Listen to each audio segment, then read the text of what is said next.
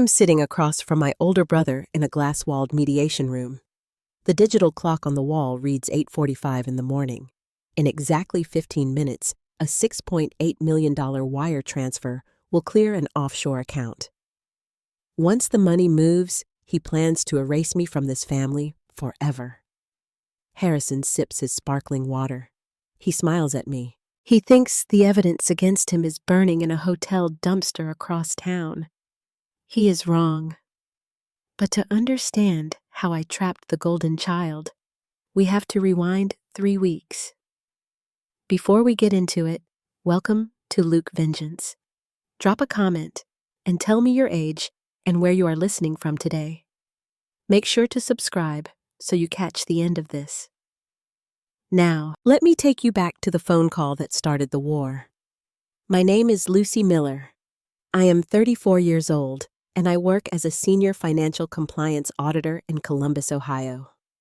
On a Tuesday in November, my phone buzzed on the nightstand at 1:14 in the morning. The caller ID did not say Harrison. It did not say Clara, my older sister. It was a local South Carolina number, a neighbor from Hilton Head. I answered the phone in the dark. The voice on the other end was quiet and hesitant. Lucy, your father is in hospice. They say his heart will give out before the weekend. Why aren't you here? I sat up. The air in my bedroom felt cold and thin. My father had been dying for 3 weeks. My own brother and sister chose to keep it a secret. They did not want me there for the end. I did not call Harrison to scream or ask why. When you audit corporate ledgers for a living, you learn to spot a calculated delay. Screaming wastes time. Time was the only currency I had left. I packed one dark suit into a duffel bag, grabbed my keys, and got in my car. Columbus, Ohio to Hilton Head, South Carolina is 11 hours of driving if you do not stop. I did not stop. I drove through the Appalachian Mountains in the dead of night. My knuckles ached from gripping the steering wheel. The heater blew dry air across my face. I focused on the white lines blurring past the headlights. The entire trip was a mathematical equation. Harrison and Clara did the math. They figured out when the neighbor called me. They calculated the driving distance. They bet their inheritance that I could not beat my father's failing heart. As I pulled my car into the hospice parking lot, the morning sun glared off the windshield. My phone buzzed in the cup holder. A text from Harrison. The screen lit up. Dad passed peacefully.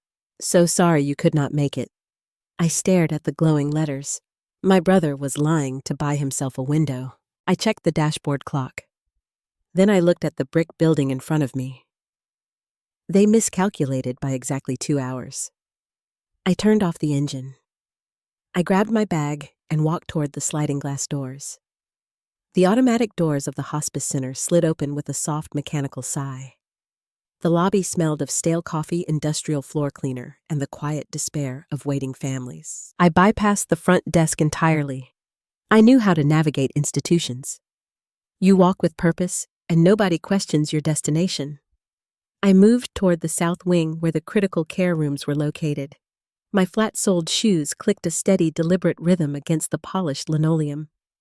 Room 412 was stationed at the far end of a long, dimly lit corridor. Before I even reached the halfway point, I saw my siblings. Harrison and Clara stood outside the room. They did not resemble grieving children preparing to say goodbye to their final parent. They looked like cornered corporate executives facing a hostile takeover. Clara wore a black designer athleisure outfit that probably cost more than my first car. She was holding a cardboard coffee cup and glaring at her phone screen with pure disgust. Her voice echoed down the quiet hallway, carrying a sharp edge of irritation. My card was declined again. Try yours, Harrison. I cannot even buy a simple latte right now. Harrison ignored her complaint. He was staring at his own screen. A single bead of sweat traced a slow line down his temple. He rubbed his jaw with a trembling hand. His custom-tailored Italian suit looked wrinkled and slept in. This was the chief executive officer of Miller Holdings, a man who supposedly controlled a vast commercial real estate empire across 3 states. A man whose own sister just had a credit card rejected over a $5 beverage. My mind automatically filed that tiny detail away. Numbers never lie to an auditor. When infinite wealth suddenly stops flowing, there is always a structural reason behind the drought. I closed the remaining distance between us. Harrison looked up, and his thumb froze, hovering over his screen. Clara dropped her coffee cup in shock. It hit the floor and splashed brown liquid across the pristine white baseboards. Harrison shoved his phone deep into his trouser pocket and moved to intercept me. He stepped directly in front of the heavy wood-grained door to room 412. He squared his shoulders and raised his hand like a traffic cop halting an oncoming vehicle. "You cannot go in there, Lucy. It is too late." He spoke in that low, commanding tone he frequently used to terminate lower-level employees. He expected me to shrink back and apologize. That was the unwritten rule we grew up with. Harrison was the undeniable golden child. He received the corner office, the luxury vehicles, and the keys to the kingdom. Clara was the untouchable princess. She received a limitless allowance, a penthouse, and 0 expectations. I was the family scapegoat. I received $45,000 in student loan debt and a front-row seat to their staggering entitlement. They always assumed my chosen distance meant inherent weakness. They were about to learn the difference between retreating and simply observing. I did not yell. I did not shed a tear. I looked directly at the pocket where he had just stashed his phone. "You sent me a text message less than 2 minutes ago stating he passed away peacefully. Yet here you are, standing guard outside a closed door. You are sweating, Harrison." A charge nurse, pushing a heavy medication cart, slowed down as she approached our tense standoff. I turned my complete attention to her. I kept my voice flat, professional, and entirely devoid of emotion. "I am Lucy Miller. I am his biological daughter. Unless this man possesses a court-ordered injunction signed by a judge, you need to instruct him to step aside immediately. Keeping next of kin away from a dying patient is a severe liability issue for this facility." The nurse stopped her cart. She looked at Harrison and raised her eyebrows. Harrison blinked rapidly. He was entirely unaccustomed to clinical defiance. He opened his mouth to argue his case, but the nurse simply nodded at me and pointed toward the handle. Harrison lost his borrowed authority in an instant. He took a hesitant half-step back. That was all the physical space I needed. I reached past his arm, grabbed the cold metal handle, and pushed my way into the room. I pulled the heavy door shut behind me and threw the deadbolt. The lock engaged with a sharp, definitive click. The silence inside the room was immediate and heavy. The air smelled of antiseptic decay and failing lungs. The thick curtains were drawn shut, blocking the harsh morning sun. A single bedside lamp cast a sickly yellow glow over the hospital bed. Thomas Miller lay under a thin white blanket. The man who allowed his second wife to erase my childhood looked like a skeleton draped in fragile paper. An oxygen concentrator hummed loudly in the corner. His breathing was a wet, mechanical rattle that filled the small space. I walked to the edge of the mattress. I had not seen my father in 3 long years. His eyelids fluttered at the sound of my approach. He turned his head slowly toward my shadow. His eyes were milky and largely unfocused, but the moment they locked onto my face, a distinct spark of recognition flared. He reached his left arm out toward me. I placed my right hand over his frail fingers. His grip possessed a surprising, desperate strength. His knuckles turned stark white from the effort. He pulled me slightly closer to the bed rail. His lips parted. His voice was a brittle, rasping whisper. "They did not want you here." Every single syllable required immense physical effort. He swallowed hard, his throat working against the lack of moisture. I need to tell you something no one else knows. He let go of my hand and reached across his own chest toward his left wrist. He wore a vintage Hamilton watch. The leather strap was frayed dark with age and familiar to me from thousands of childhood dinners. His shaking fingers fumbled weakly with the tarnished metal buckle. I reached down and helped him unfasten the stiff leather. The heavy timepiece slid off his bony wrist. He pressed the cold metal deep into my palm and folded my fingers tight over the glass dial. Inside the casing, he coughed a dry, hollow sound that shook his entire frame. A key. Bank of America Downtown Branch Box 814. Do not let Harrison see it. The trust reverts to you. Before I could formulate a single clarifying question, his chest hitched sharply. He inhaled one final ragged breath. His eyes lost their remaining focus, staring fixedly at the acoustic ceiling tiles above. The heart monitor beside the bed shrieked into life. The jagged green line bouncing across the dark screen flattened into a solid, continuous horizontal beam. The warning tone pierced my ears. My father was gone. The door handle behind me rattled hard. Someone pounded a heavy fist against the solid wood. "Open this door right now, Lucy!" Harrison was shouting, demanding entry. The illusion of a peaceful passing was officially shattered. I calculated the response time. I had exactly 10 seconds before hospital security or a master key opened that deadbolt. I did not panic. Panic is an unpredictable emotion, and emotions cloud professional judgment. I looked at the vintage Hamilton watch resting heavily in my hand. The glass face was scratched. The brass hands were frozen. I slipped the heavy metal object deep into the inner pocket of my dark tailored blazer. I took a slow step back from the bed. I smoothed down my lapels and schooled my facial features into a perfect mask of appropriate, quiet grief. A metal key scraped loudly in the lock outside. The deadbolt snapped back. The heavy door swung open and hit the drywall. Harrison rushed into the room, panting. Clara followed close behind him, clutching a crumpled tissue to her face. Harrison did not look at his father. He did not look at the flatlining medical monitor. He did not pause to ask if our dad had managed to speak any last words. Harrison marched straight past me. His eyes darted frantically across the room. He stared at the empty bedside table. He checked the plastic tray holding the water pitcher. Then his focused gaze dropped to our father's frail arms resting above the white hospital blanket. He stared directly at the bare left wrist. A dark shadow of sheer panic crossed my brother's face. He was hunting for something specific. He was hunting for the very watch currently burning a hole in my blazer pocket. What exactly did that tiny hidden key unlock 48 hours past in a blur of forced pleasantries and silent calculations?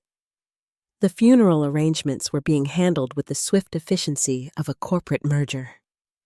I found myself summoned to the formal parlor of my childhood home. The room smelled of lemon polish, fresh lilies, and old money. Floor-to-ceiling windows overlooked a manicured lawn that cost more annually than my entire college tuition. Evelyn sat perched on the edge of a velvet armchair. My stepmother wore a tailored black dress that managed to look both somber and ready for a cocktail party. She offered a fragile, sympathetic smile and handed me a crystal glass of iced water. Her manicured fingers brushed mine briefly. The chill of her skin matched the ice in the glass.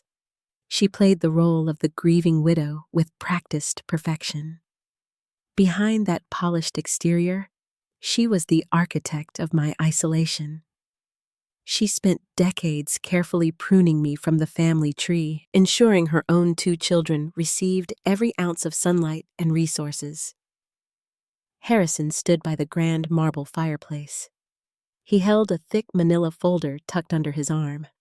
He cleared his throat and stepped forward, placing the folder onto the heavy glass coffee table between us. "We need to handle the logistics, Lucy. The estate is complex, and we want to spare you the burden of a drawn-out legal process." He spoke smoothly, rehearsing lines he probably practiced with his legal team that very morning. He opened the folder and slid a thick stack of stapled papers toward me. It was a last will and testament. I scanned the top page, noting the official notary stamps and the thick black signatures. The date caught my eye immediately. It was drafted and finalized exactly 2 months prior. The timeline aligned perfectly with when my father first entered hospice care, the period when they conveniently forgot to inform me of his declining health. I read the summary clauses with the speed and comprehension of a senior auditor. The document outlined the transfer of Miller Holdings in its entirety to Harrison and Clara. Every commercial property, every liquid asset, every share of voting stock, all of it bypassed me. In exchange for this total exclusion, the final page offered a singular concession, a parting gift of $50,000. The money was contingent upon my signature on a waiver of contest. By signing, I would legally forfeit my right to ever challenge the estate distribution. They were attempting to buy my permanent silence for the price of a mid-range sedan. Evelyn leaned forward, her voice dripping with manufactured maternal concern. "Sign it now, Lucy, so we can pay the immediate funeral expenses. We know things are tight for you in Ohio. This money will give you a nice little cushion." I reached into the inner pocket of my blazer.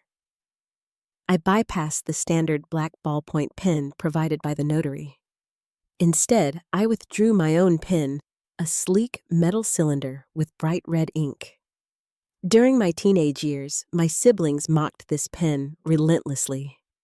They called it my little weapon of boredom. They laughed at my dedication to accounting while they drove imported sports cars paid for by the company accounts. But to me, the red pen was a tangible symbol of accountability. It represented the power to find the missing variable and highlight the lie.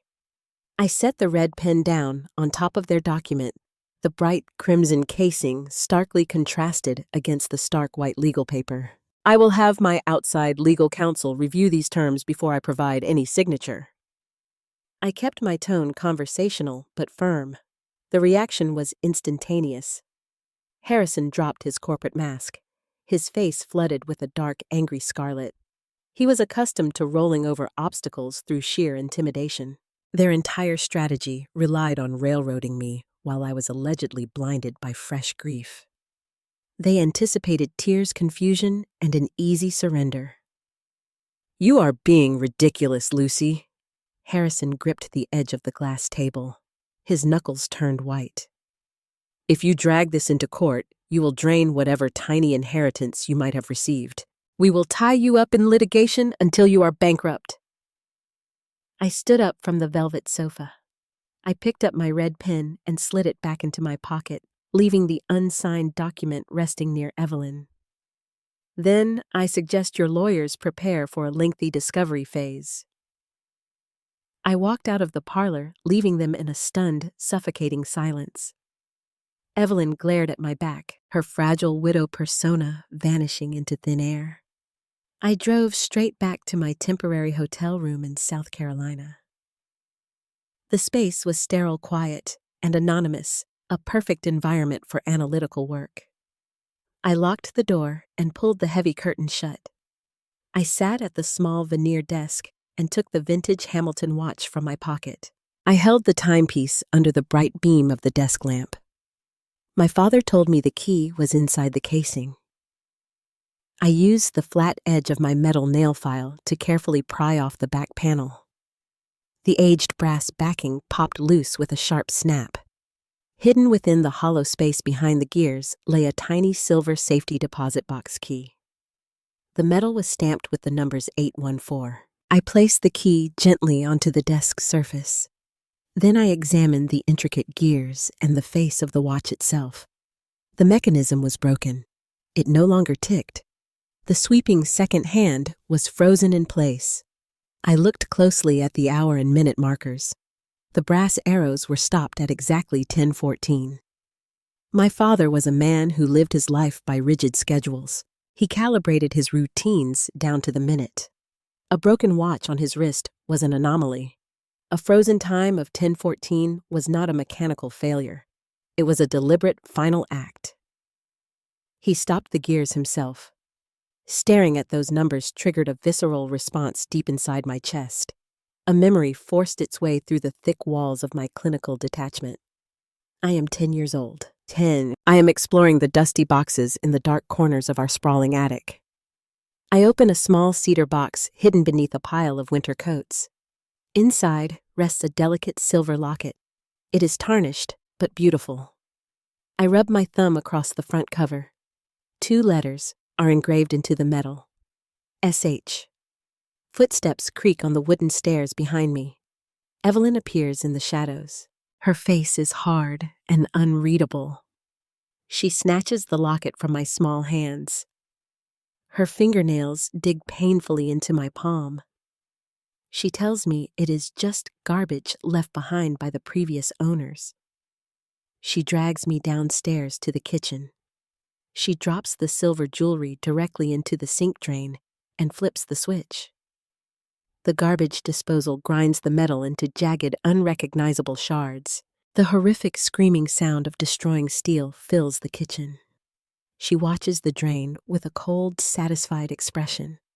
The memory burned hot in my throat.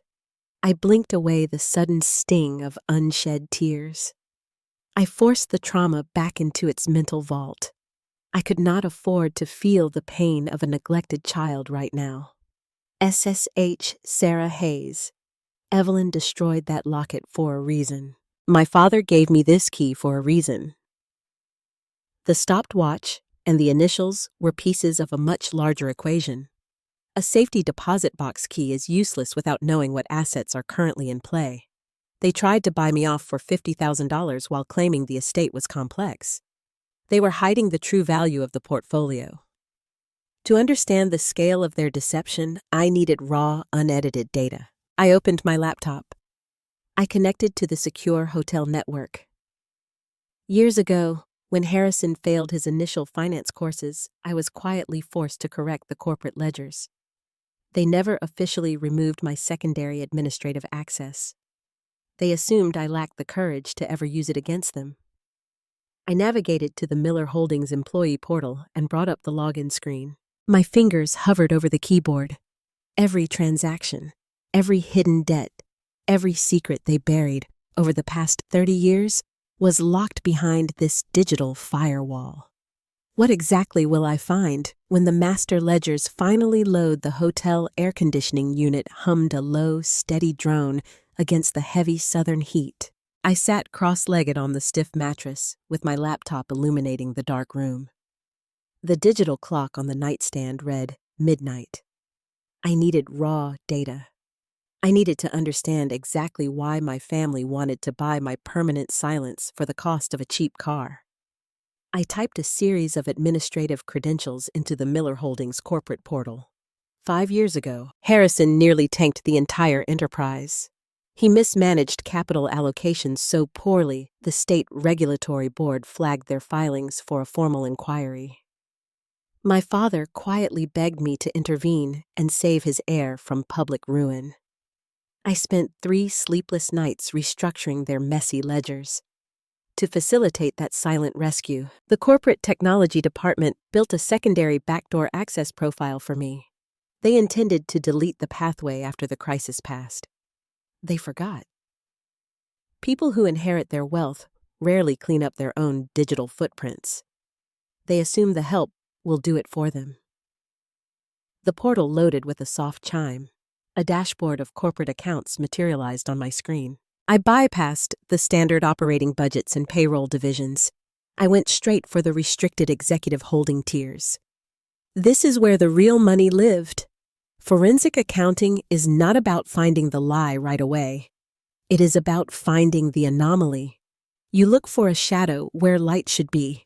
I scanned the quarterly cash flow statements. Everything looked relatively sterile until I reached the secondary trust allocations. A newly generated routing folder sat isolated from the main property portfolios. I clicked the icon. What I found was not just routine corporate greed. It was a ticking bomb. A scheduled escrow wire transfer sat pending in the transaction queue. The numeric value made my breath catch in my throat, $6.8 million. I traced the routing numbers across the screen. The destination was a newly formed shell company registered in the Cayman Islands. Offshore accounts are designed to swallow capital and erase the paper trail. I checked the execution timeline. The transfer carried a standard 7-day federal holding period for international movements exceeding the multi-million-dollar threshold. The countdown had already begun. The wire was scheduled to clear and vanish at 9 o'clock in the morning on the exact day after my father's upcoming funeral. They were not just cutting me out of a future inheritance. They were actively liquidating a vast real estate trust, while the patriarch was barely cold in his hospital bed. I did not hesitate. My fingers danced across the keyboard. I opened a separate encrypted drive on my desktop. I began capturing high-resolution screenshots of the pending escrow authorization. I located the root data folders and initiated a direct download of the comma-separated value files. The raw CSV data is the holy grail of financial auditing. It contains every timestamp, every digital signature, and every IP address associated with the transaction.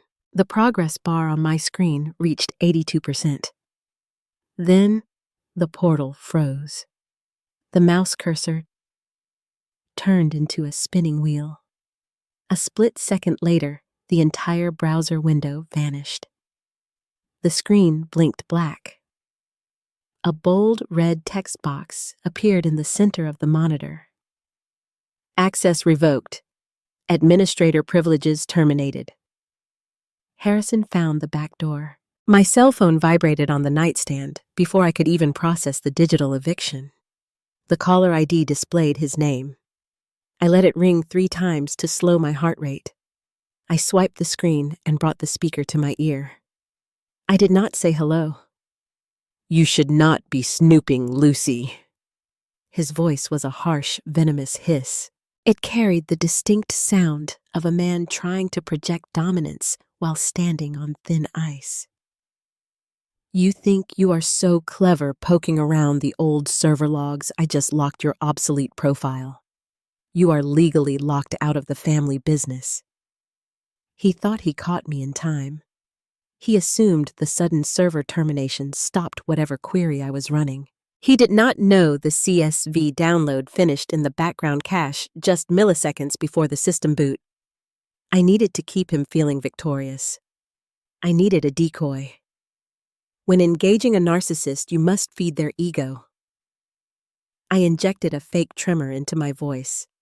I allowed myself to sound panicked and desperate. "You cannot just cut me off, Harrison. I saw the will. Offering me $50,000 is a joke, and you know it. I want my fair share of the estate. I am going to contest that document in probate court. I will draft a formal dispute tonight." He laughed, a short, cruel sound echoing through the receiver.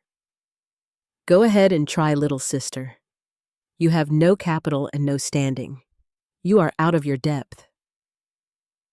He terminated the call. The dial tone hummed in my ear. I lowered the phone. My heart hammered against my ribs, but my mind was crystal clear. Harrison took the bait. He would spend the next few days bracing for a petty legal fight over a fake $50,000 payout. His highly paid attorneys would focus their energy on defending a fabricated will. He would watch his inbox waiting for my angry emails. He would never suspect I was actually tracking a multi-million-dollar offshore embezzlement scheme.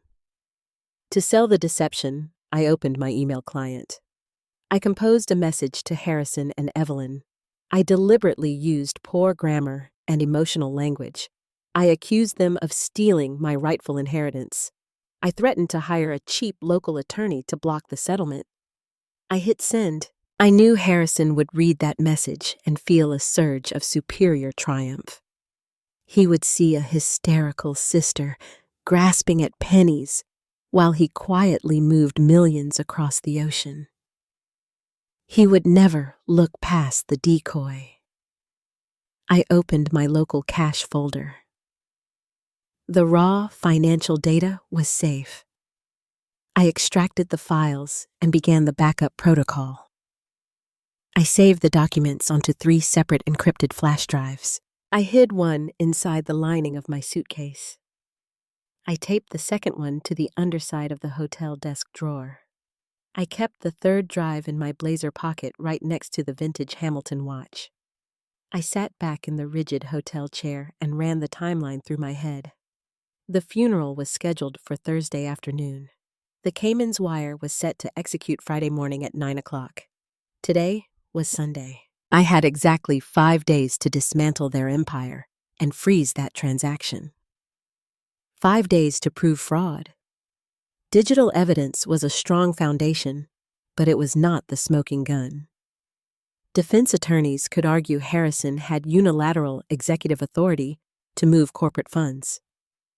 To stop an offshore liquidation of that magnitude, I needed concrete proof that the underlying assets did not belong to him in the first place. I needed the original ownership deeds. I needed whatever secrets my father deemed important enough to hide behind a broken watch and a dying whisper. I picked up the small silver key. The metal felt cool against my fingertips. The stamped numbers 814 seemed to mock my current lack of access. The Bank of America downtown branch would open its doors at 8 tomorrow morning. Evelyn undoubtedly placed a freeze on all of my father's standard financial accounts the moment he drew his final breath. She controlled the death certificate and the estate executors. She held the administrative keys to his public life. But she did not know about the hidden safety deposit box. My father kept it a secret from her for a reason. I packed the silver key away. I set my phone alarm for 6 o'clock in the morning. I needed to be the first person standing outside those heavy glass bank doors. I had the physical key, but I did not have formal authorization. Financial institutions run on strict bureaucratic protocols. Without my name on the official signature card, stepping into that vault would require a dangerous bluff. Will the bank manager let me anywhere near Box 814? The morning sun hung low over the South Carolina coastline, casting long, distinct shadows across the damp pavement. I stood on the sidewalk outside the Bank of America downtown branch, holding a worn, leather briefcase. The air felt heavy with humidity and the faint scent of ocean salt. I checked my phone screen. 7:58 in the morning. I was the only patron waiting. 2 minutes later, a security guard unlocked the heavy glass double doors and pushed them open. I stepped into the air-conditioned lobby. The interior of the financial institution smelled of ozone-fresh ink and polished marble. I bypassed the standard teller line and walked directly toward the private client services desk. A bank manager in a crisp gray suit looked up from his dual monitors. His name tag read, David. I did not offer a warm greeting or engage in superficial small talk. I placed my briefcase onto his immaculate desk and retrieved 3 specific items.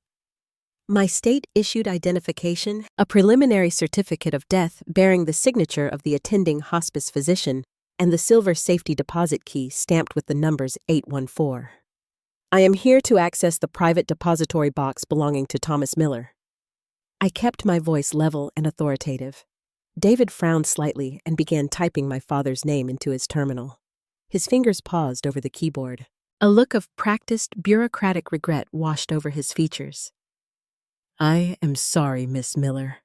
An authorized account freeze was initiated late yesterday evening by the executive of the estate. Evelyn Miller flagged all profiles pending probate review.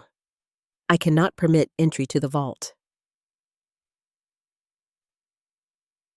This was the anticipated obstacle. Evelyn moved fast to choke off the financial oxygen supply, but she made a critical structural error. She treated the safety deposit box like a standard checking account. I leaned forward, resting my palms flat against the cool mahogany desk. I projected the cold, unyielding confidence of a senior compliance auditor. Evelyn Miller holds executive status over his public assets. However, you are looking at a private repository lease, review the specific tenant agreement associated with Box 814. David, you will find my name listed as the secondary authorized signer since the inception of the lease. Furthermore, physical possession of the designated key supersedes a blanket probate freeze on non-liquid storage. Denying a verified co-tenant access to personal property violates your fiduciary duty and exposes this branch to immediate litigation. I maintained unblinking eye contact. David swallowed hard. He scrolled down his monitor, reading the fine print hidden deep within the legacy file. His shoulders dropped a fraction of an inch in defeat. The bluff was backed by actual banking bylaws, and he knew it. He stood up from his leather chair and gestured toward a heavy steel gate at the back of the lobby. "Right this way, Miss Miller." Our footsteps echoed down a narrow corridor lined with thick concrete walls. The temperature dropped noticeably as we entered the main vault. Floor-to-ceiling walls of brushed steel lockboxes surrounded us. The space felt like a sanitized mausoleum. David located the correct panel in the 8th row. He inserted his master key into the primary slot and nodded for me to proceed. I slid the tiny silver key into the secondary mechanism. We turned our wrists simultaneously. The dual tumblers clicked. David pulled the long metal drawer free from the wall and carried it to a private viewing cubicle. He left the room, shutting the solid door behind him to ensure my privacy. I sat alone at a small table under a bright fluorescent bulb. The metal container felt cold against my fingertips. I lifted the hinged lid. Inside sat a single heavy gray fireproof pouch. The reinforced zipper stuck for a moment before giving way with a harsh, tearing sound. I reached inside and withdrew a thick stack of aged parchment papers. The top document was an original certificate of live birth issued by the state of Ohio. I scanned the faded typewritten ink. Child name, Lucy Hayes Miller. Father name, Thomas Arthur Miller. My eyes drifted down to the maternal designation line. Mother name, Sarah Hayes. I stopped breathing. The air in the small cubicle grew dangerously thin. I read the name a second time, then a third. Sarah Hayes. Evelyn was not my biological mother. The woman who raised me, the woman who subjected me to 3 decades of quiet psychological torment, was merely a second wife. The cognitive dissonance of my entire childhood suddenly shattered. Every memory reorganized itself into perfect mathematical sense. I thought back to the countless family dinners where I was seated at the far end of the long dining table. The subtle exclusions from holiday photographs, the constant whispers that I lacked the Miller pedigree, the way Evelyn looked at me like I was a pestilence infesting her immaculate home. Evelyn did not hate me because I was an unlovable child. She hated me because I was a living, breathing title deed. I was the biological remnant of the woman she replaced. It was a hostile corporate takeover of a family unit, and I was the lone dissenting shareholder. My hands shook slightly as I moved the birth certificate aside to reveal the next document. It was a dense legal contract bound with heavy brass staples. The header text read, "The Irrevocable Sarah Hayes Trust." I flipped past the introductory clauses and focused my trained eyes on the asset distributions. The portfolio was staggering. It detailed ownership of 14 commercial properties scattered across premium zoning districts in Ohio and South Carolina. Warehouses, retail complexes, and undeveloped waterfront acreage. I ran a quick mental calculation based on current market rates. The underlying value of the trust easily exceeded $22 million. I traced my finger down to the succession mandate. Clause 4 was highlighted with a faded yellow marker. The legal jargon was uncompromising and absolute. Upon the death of Sarah Hayes, The generated revenue reverts to her surviving spouse, Thomas Miller, for the duration of his natural life. However, upon the death of Thomas Miller, the entirety of the principal commercial real estate portfolio reverts solely to the biological bloodline of Sarah Hayes. The next paragraph contained a specific exclusion rider. It listed Evelyn Harrison and Clara by their full legal names, explicitly barring them from holding, inheriting, or managing any portion of the aforementioned assets. The puzzle pieces snapped together with terrifying clarity. Harrison was not inheriting a real estate empire. He was currently running a corporate entity that was about to lose $22 million of its foundational capital the moment my father died. That is why they hid the hospice transition. That is why Harrison initiated a secretive offshore escrow wire on the eve of the funeral. They were attempting to liquidate my mother's properties and steal the cash before probate courts verified my existence as the sole beneficiary. But a glaring logistical hurdle remained to transfer those funds legally. Harrison needed authorization. He could not just wire $6.8 million from a restricted holding without breaking the structural parameters of the trust itself. I flipped to the final page of the contract, examining the dissolution rules. A single sentence detailed the only method for dismantling the portfolio. The terms of this irrevocable trust may only be altered or revoked via a formal written request bearing the witnessed physical signature of Thomas Miller. Witnessed physical signature. I stared at the stark black ink. My father was a weak man who spent his life avoiding conflict. He allowed Evelyn to erase the memory of his first wife to keep the peace. But in his final days, guilt finally outweighed his cowardice. He could not stop the theft while he was alive, but he left behind an audit trail for me to find when he was gone. I reached into my blazer pocket and pulled out the vintage Hamilton watch. The scratched glass dial reflected the harsh fluorescent light of the viewing cubicle. The sweeping second hand was frozen. The brass arrows were permanently locked on the numbers 10 and 14. 10/14. It was not a time of day. It was a date. October 14th. My father stopped the gears of the watch to leave me a permanent, unalterable breadcrumb. He flagged the exact day the crime occurred. Somewhere in the corporate filings, Harrison possessed a revocation document bearing my father's forged signature dated October 14th. My father gave me the date so I could find the alibi to break their defense. I gathered the birth certificate, the trust deed, and the watch. I placed them carefully into the padded interior of my leather briefcase. I zipped the compartment shut, securing the physical proof of my identity and my stolen inheritance. I walked out of the viewing room, returned the empty metal drawer to the bank manager, and exited the building into the glaring morning sun. I possessed the truth. I possessed the documents.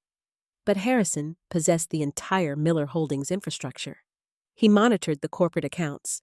He maintained deep connections within the local financial sector.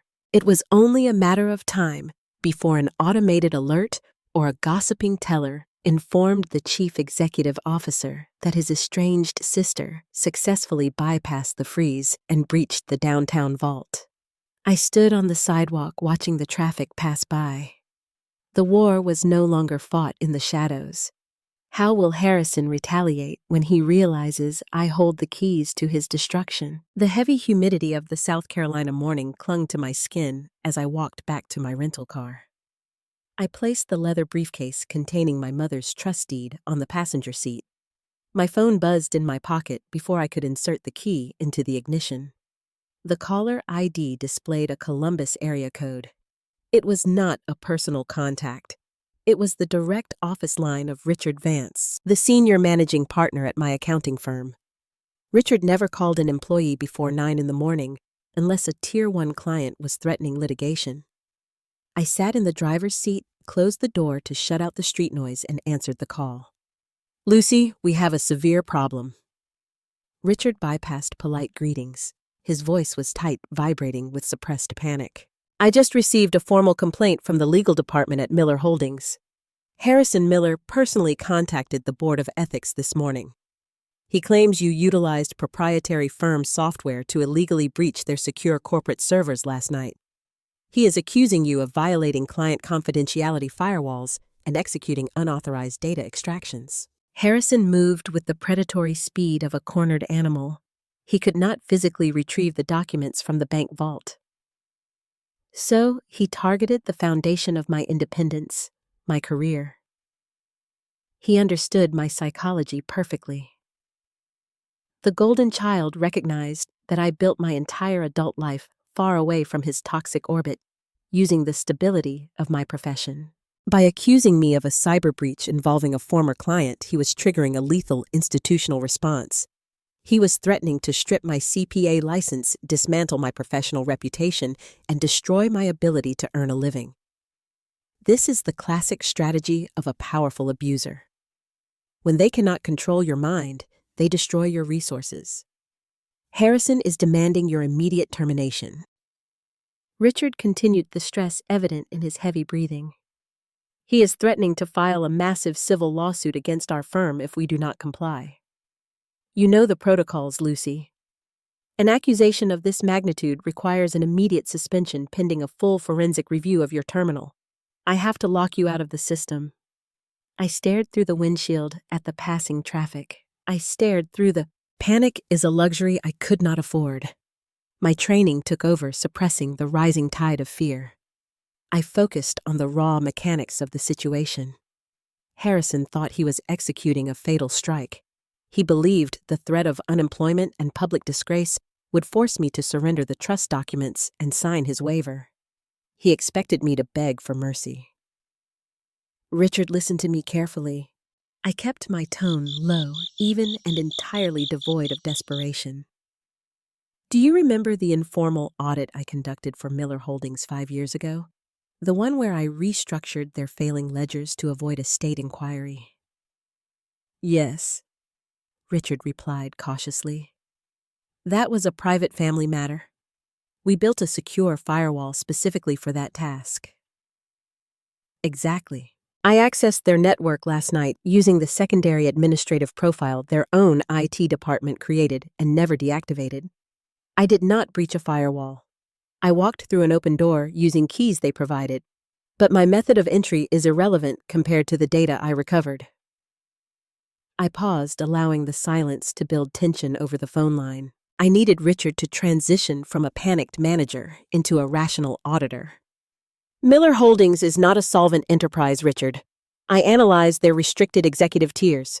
The company is bankrupt. A sharp intake of breath echoed through the receiver. Bankrupt, Lucy. That is impossible. They own prime commercial real estate across 3 states. Their public valuation is immense. Their public valuation is a carefully constructed fiction, I corrected him. Harrison has been systematically bleeding the operating budgets dry. He leveraged the primary properties to fund terrible speculative investments. I pulled the raw CSV files. He triggered massive federal margin calls 2 weeks ago. The Securities and Exchange Commission is already circling the perimeter. I opened my laptop, resting it on the steering wheel, and woke the screen. I pulled up the encrypted screenshots of the escrow transaction. Harrison did not call you today because he cares about client confidentiality walls. He called you because I intercepted a scheduled wire transfer. Tomorrow morning at 9 o'clock, a payment of $6.8 million is set to clear a shell company registered in the Cayman Islands. He is attempting to liquidate a segregated family trust to cover his federal debts before the SEC freezes his domestic accounts. The silence on the other end of the line was profound. Richard was a veteran accountant. He understood the lethal gravity of the terminology I just used. Offshore shell companies, margin calls, liquidated trusts. This was no longer a petty sibling rivalry over a deceased patriarch's estate.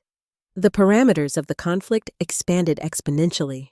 The $6.8 million offshore wire was not just a greedy inheritance grab. It was a desperate, frantic attempt to use my biological mother's legacy to pay off a massive financial crime. If you suspend me based on his complaint, I continued pressing my advantage. Your actions will create an official paper trail linking this firm to his allegations. When the federal investigators inevitably raid Miller Holdings, they will see that you disciplined the only auditor who uncovered the embezzlement. It will look like institutional complicity. You will drag the firm directly into a federal money laundering investigation. I heard the sound of Richard shifting heavily in his leather office chair. His initial panic was replaced by cold, calculated self-preservation. "What do you need me to do, Lucy?" "Do not fire me. Do not suspend me. Place me on an immediate, indefinite leave of absence citing sudden family bereavement." This removes me from active firm duty without validating his cyber breach claims. It protects your liability shield and severs your connection to my actions. I will handle Harrison independently. "I will process the bereavement leave immediately," Richard agreed, his voice dropping to a conspiratorial whisper. "Be incredibly careful, Lucy. Men facing federal prison sentences do not play by the rules of civil litigation." The call ended. I lowered the phone. Harrison thought he dropped a nuclear bomb on my life. He believed stripping away my corporate safety net would leave me exposed and terrified. He miscalculated again.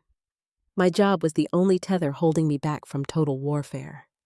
By forcing my firm to step away, he essentially cut my leash. He freed me from professional constraints and allowed me to focus my entire intellect on his absolute destruction. I started the rental car and merged into the heavy morning traffic heading back toward my hotel. The stakes were permanently elevated. I was no longer fighting for a seat at the family dinner table.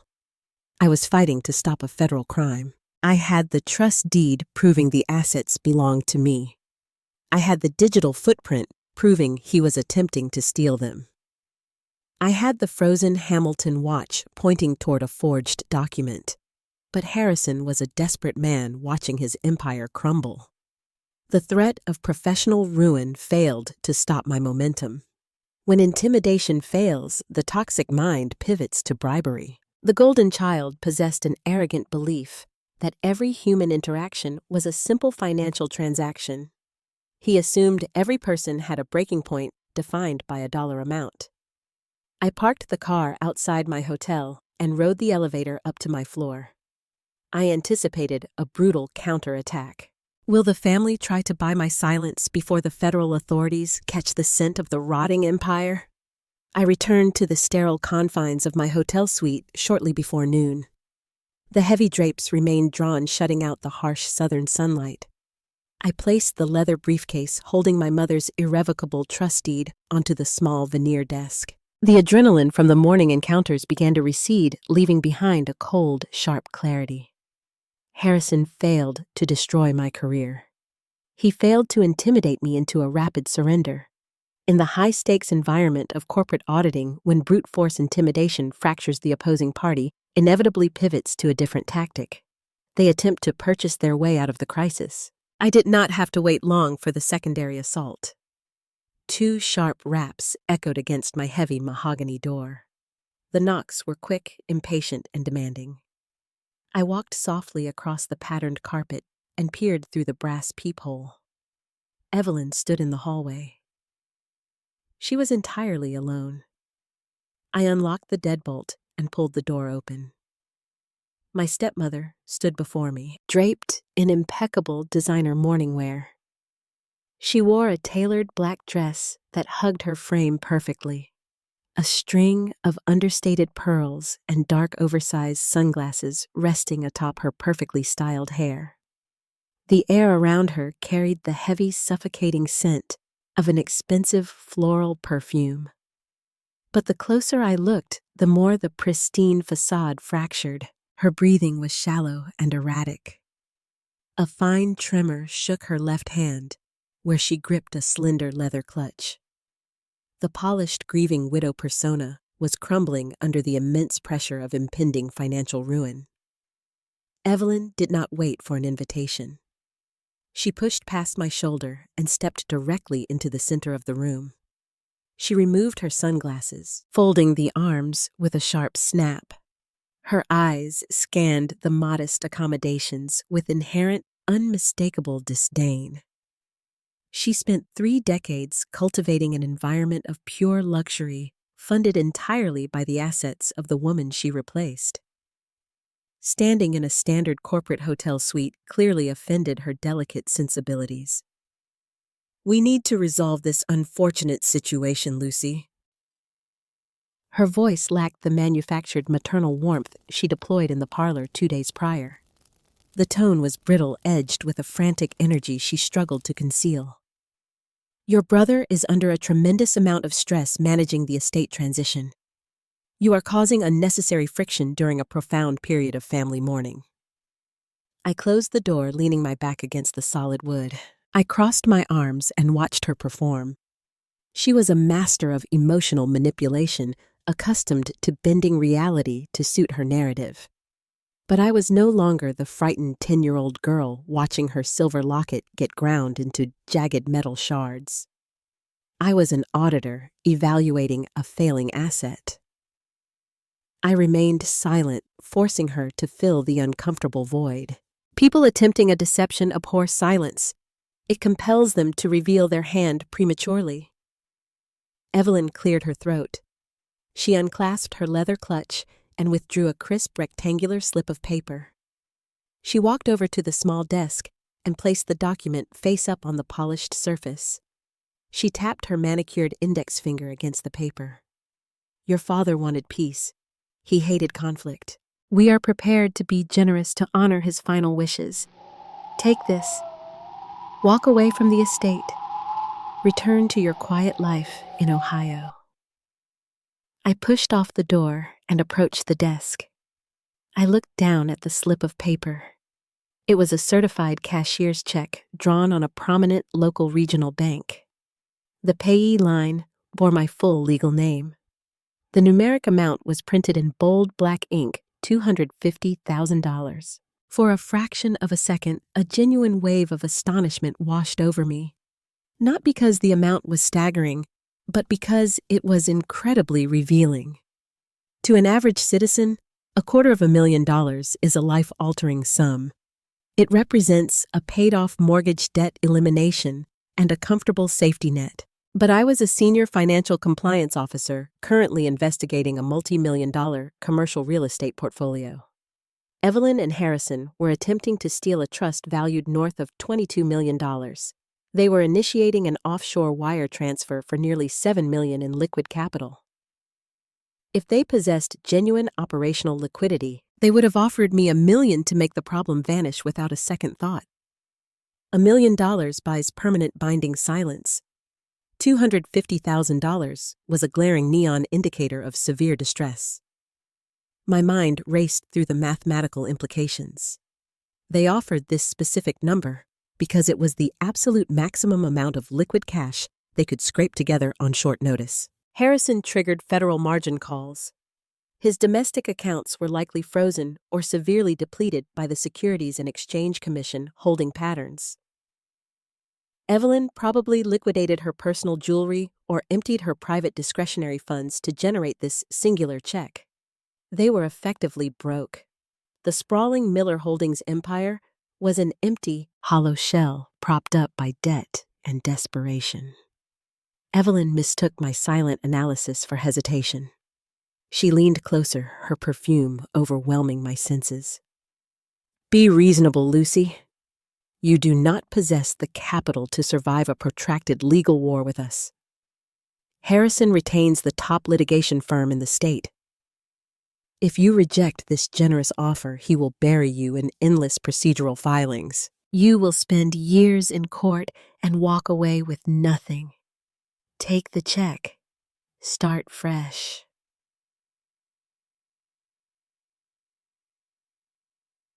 I did not reach for the paper. Instead, I slid my right hand slowly into the side pocket of my tailored trousers. My thumb brushed against the cold metal casing of my smartphone. I located the exterior volume button and double-clicked the specific sequence required to activate the voice memo application. A subtle vibration confirmed the microphone was now actively recording the conversation. I met Evelyn's gaze. Her eyes were wide, searching my face for any sign of surrender. I kept my expression perfectly neutral. I want to ensure I fully understand the terms of this transaction, Evelyn. I spoke clearly, enunciating every single syllable for the hidden microphone. Are you offering me $250,000 to ignore the $6.8 million escrow wire Harrison scheduled for the Cayman Islands? The reaction was instantaneous and devastating. All the remaining color drained from Evelyn's face, leaving her skin a sickly pale gray. Her jaw dropped open, forming a silent circle of pure shock. The realization that I knew the exact dollar amount, the specific offshore destination, and the mechanical nature of the transaction hit her like a physical blow. The illusion of her superiority shattered into 1,000 irreparable pieces. She realized in that exact moment that she had walked blindly into a trap. Her hands began to tremble violently. She lunged forward, her manicured fingers snatching the cashier's check off the desk. She crumpled the crisp paper in her fist, holding it tight against her chest. You have always been an ungrateful parasite. She spat the words, her upper lip curling into a sneer of genuine, unrestrained hatred. The polished widow vanished entirely, replaced by a terrified, venomous woman, watching her stolen kingdom burn to the ground. We took you in, we clothed you, we fed you, and this is how you repay your family. I did not flinch. I did not raise my voice. You erased my mother. You stole her legacy. You treated me like a burden while spending my inheritance. You are not my family, Evelyn. You are just a bad investment I am finally writing off the ledger. She gasped, a short, ragged intake of air. She turned on her heel and practically ran toward the hotel door. She fumbled with the handle, yanked it open, and fled down the carpeted hallway without looking back. The heavy door slammed shut behind her, rattling the frame. I stood in the center of the quiet room and retrieved my phone. I stopped the audio recording and saved the file to my encrypted cloud server. I possessed audio confirmation of the bribe attempt explicitly tied to the offshore wire transfer. The evidence pile was growing insurmountable. The encounter confirmed my deepest suspicions. The golden child and his mother were terrified. They were operating on fumes, relying entirely on bluff and bluster. The financial trap was tightening around their necks with every passing hour. However, I knew the war was far from over. Evelyn did not build a 30-year deception without installing structural fail-safes. If bribery and professional sabotage failed, they would inevitably retreat behind the impenetrable fortress of the judicial system. They retained highly paid attorneys for a reason. Harrison needed that $6.8 million wire to clear on Friday morning to avoid federal prison. To ensure that transaction executed, Evelyn undoubtedly activated a legal mechanism to freeze my inheritance claim in probate court. I sat down at the desk and opened my laptop. The financial audit was complete. It was time to prepare for the courtroom battlefield. What specific legal trick has Evelyn set up to block my path? The echo of the slammed hotel door faded, leaving the room in a heavy, expectant silence. I had successfully repelled Evelyn and secured audio evidence of her bribery attempt. However, securing a tactical victory in a hotel suite means nothing if the strategic objective remains unprotected. The Cayman Islands wire transfer was scheduled to execute on Friday morning. The countdown clock was merciless. I needed to move the battlefield from the shadows into the unforgiving light of the legal system. I needed a shark. I opened my laptop and initiated a search for the most ruthless high-stakes commercial litigators in the region. I bypassed the genteel generational law firms that handled standard estate planning. I required a practitioner who understood corporate warfare and possessed the aggression to dismantle an entrenched family dynasty. I found Marcus Sterling. His biography read like a warning label of former federal prosecutor turned private bulldog litigator. He charged an exorbitant hourly rate and boasted a terrifying win percentage in complex asset recovery cases. I dialed his direct line. I did not ask for a consultation. I outlined the parameters of a $22 million trust dispute involving a pending multi-million-dollar offshore embezzlement scheme. He agreed to an immediate meeting. 30 minutes later, I sat across from Marcus in his austere, glass-walled office. He was a sharply dressed man in his late 40s with assessing, intelligent eyes and a demeanor devoid of unnecessary warmth. He reviewed the documents I provided: the original Sarah Hayes birth certificate, the irrevocable trust deed, and the printed screenshots of the scheduled escrow wire. He tapped a sleek silver pen against his mahogany desk. "The legal architecture is incredibly sound, Lucy. The trust language is absolute. The assets revert solely to you upon your father's demise. Harrison has zero legal authority to liquidate this portfolio. We will file an emergency ex parte injunction this afternoon. A judge will review this evidence and issue an immediate freeze order on the Miller Holdings corporate accounts, preventing that wire from clearing." Marcus swiveled his monitor toward me and began drafting the petition. For a brief moment, a profound sense of relief washed over me. The clinical machinery of the judicial system was finally engaging on my behalf. The chaotic nightmare orchestrated by my stepmother was about to hit a solid legal concrete wall. Then Marcus stopped typing, his brow furrowed into a tight knot. He stared intently at the glowing screen. "That is impossible," he muttered, his voice dropping an octave. I leaned forward, the brief relief evaporating instantly. "What is the problem?" Marcus turned the monitor so I could see the digital court registry. He pointed to a newly populated entry filed under my father's estate docket. "Opposing counsel beat us to the punch. Evelyn's legal team filed a preemptive block 30 minutes ago. They submitted a formal petition to dismiss any potential claims regarding the Sarah Hayes Trust. They attached a supporting document." He clicked a link on the screen, opening a scanned portable document format file. The document loaded with excruciating slowness. The header text displayed the standard formatting of a legal waiver. The title sent a cold jolt of dread straight through my nervous system. "Formal Revocation of the Sarah Hayes Trust." I read the opening paragraphs. The language claimed, "My father, acting in his capacity as the surviving spouse and primary asset controller, willingly chose to dissolve the trust structure entirely." The clauses stated the commercial real estate portfolio was absorbed into the General Miller Holdings corporate umbrella, effectively erasing my biological claim and placing the properties squarely under Harrison's managerial authority. I scrolled down to the final page. The document required a verified physical signature from my father. There at the bottom of the page rested the familiar, sprawling cursive ink, Thomas Arthur Miller.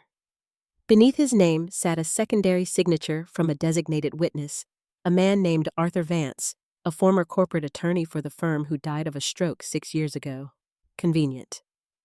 "If a judge accepts this revocation document as valid," Marcus stated grimly, "the emergency injunction will be denied.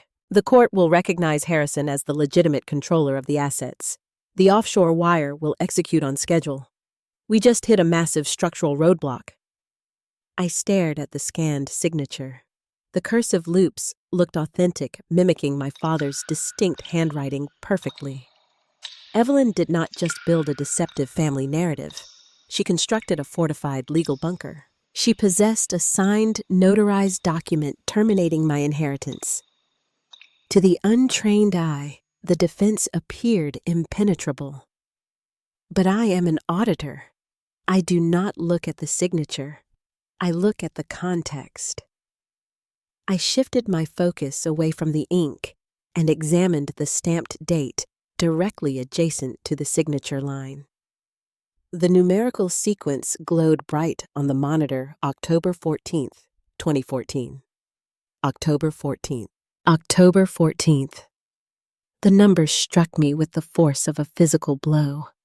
The memory of the dim hospice room flooded my senses. My dying father, pressing the cold metal of the vintage Hamilton watch, deep into my palm. The scratched glass dial, the broken sweeping second hand, permanently frozen on the brass markers. The arrows pointing precisely to the numbers 10 and 14. My father was a weak man, but he was not stupid. He knew Evelyn forced that document into existence. He could not stop the theft while he was alive, but he used his final breath to leave me the exact date the crime occurred. He stopped the gears of the watch to provide me an unbreakable alibi. I reached for my laptop. I did not bother explaining the significance of the watch to Marcus yet. I needed hard data first. I opened my encrypted cloud storage.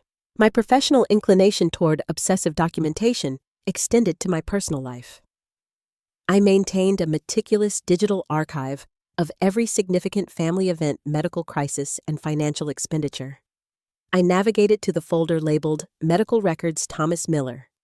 I sorted the files by chronological order, scrolling rapidly past the recent hospice updates, the oncology reports, and the endless prescription logs.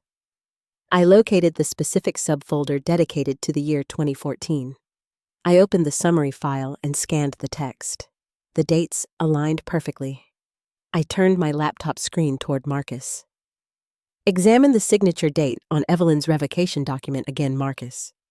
He glanced at his monitor. October 14th, 2014. Now read the medical discharge summary on my screen. Marcus leaned closer, his eyes scanning the dense medical terminology. The text outlined a severe cardiac event. Patient Thomas Miller suffered a massive myocardial infarction on October 12, 2014. Emergency quadruple bypass surgery commenced immediately. Patient placed in a medically induced coma to facilitate cardiac recovery and reduce neurological stress. Marcus stopped reading. He looked at me, his intelligent eyes widening with sudden, profound comprehension. I tapped my index finger against the laptop screen. On October 14th, 2014, my father was lying in an intensive care unit hooked to a ventilator in a deep, medically induced coma. He could not open his eyes. He could not breathe without mechanical assistance. He certainly could not hold a pen and execute a legally binding trust revocation document. The silence in the office was electric. The pieces of the puzzle slammed together, creating a flawless picture of multi-million-dollar fraud. "This is not a civil dispute over a confusing estate," Marcus whispered, awe threading through his professional tone. "This is federal forgery." The witness signature belonged to a deceased lawyer. They fabricated this entire document to steal $22 million. We possessed the truth. The revocation was a complete malicious fiction. However, knowing the truth and proving it within the rigid confines of the judicial system are two entirely different battles. "We need to present this medical evidence to the probate judge immediately," Marcus stated, reaching for his phone. "I will draft a motion to strike the revocation based on fraudulent execution." I placed my hand gently over his receiver, stopping the action. "We have a severe logistical problem, Marcus.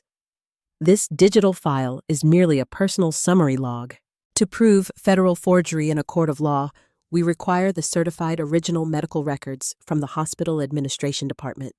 We must issue a formal subpoena to Mount Sinai Hospital, retrieve the decade-old physical archives, and present them under sworn affidavit."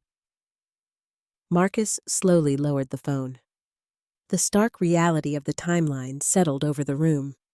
Requesting processing and delivering a certified medical subpoena from a major metropolitan hospital network requires a minimum of 7 to 10 business days, often longer.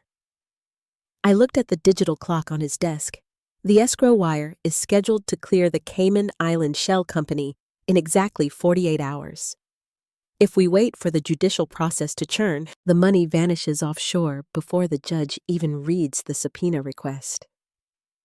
We were trapped between the slow, grinding gears of the legal system and the terrifying velocity of corporate embezzlement. We could not wait for a judge to freeze the accounts. The official channels were too slow, too bureaucratic, too cumbersome.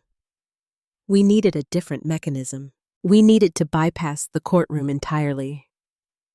If we cannot force a judge to stop the transaction, I said, my voice hardening into a cold, decisive register, we must force Harrison to stop it himself.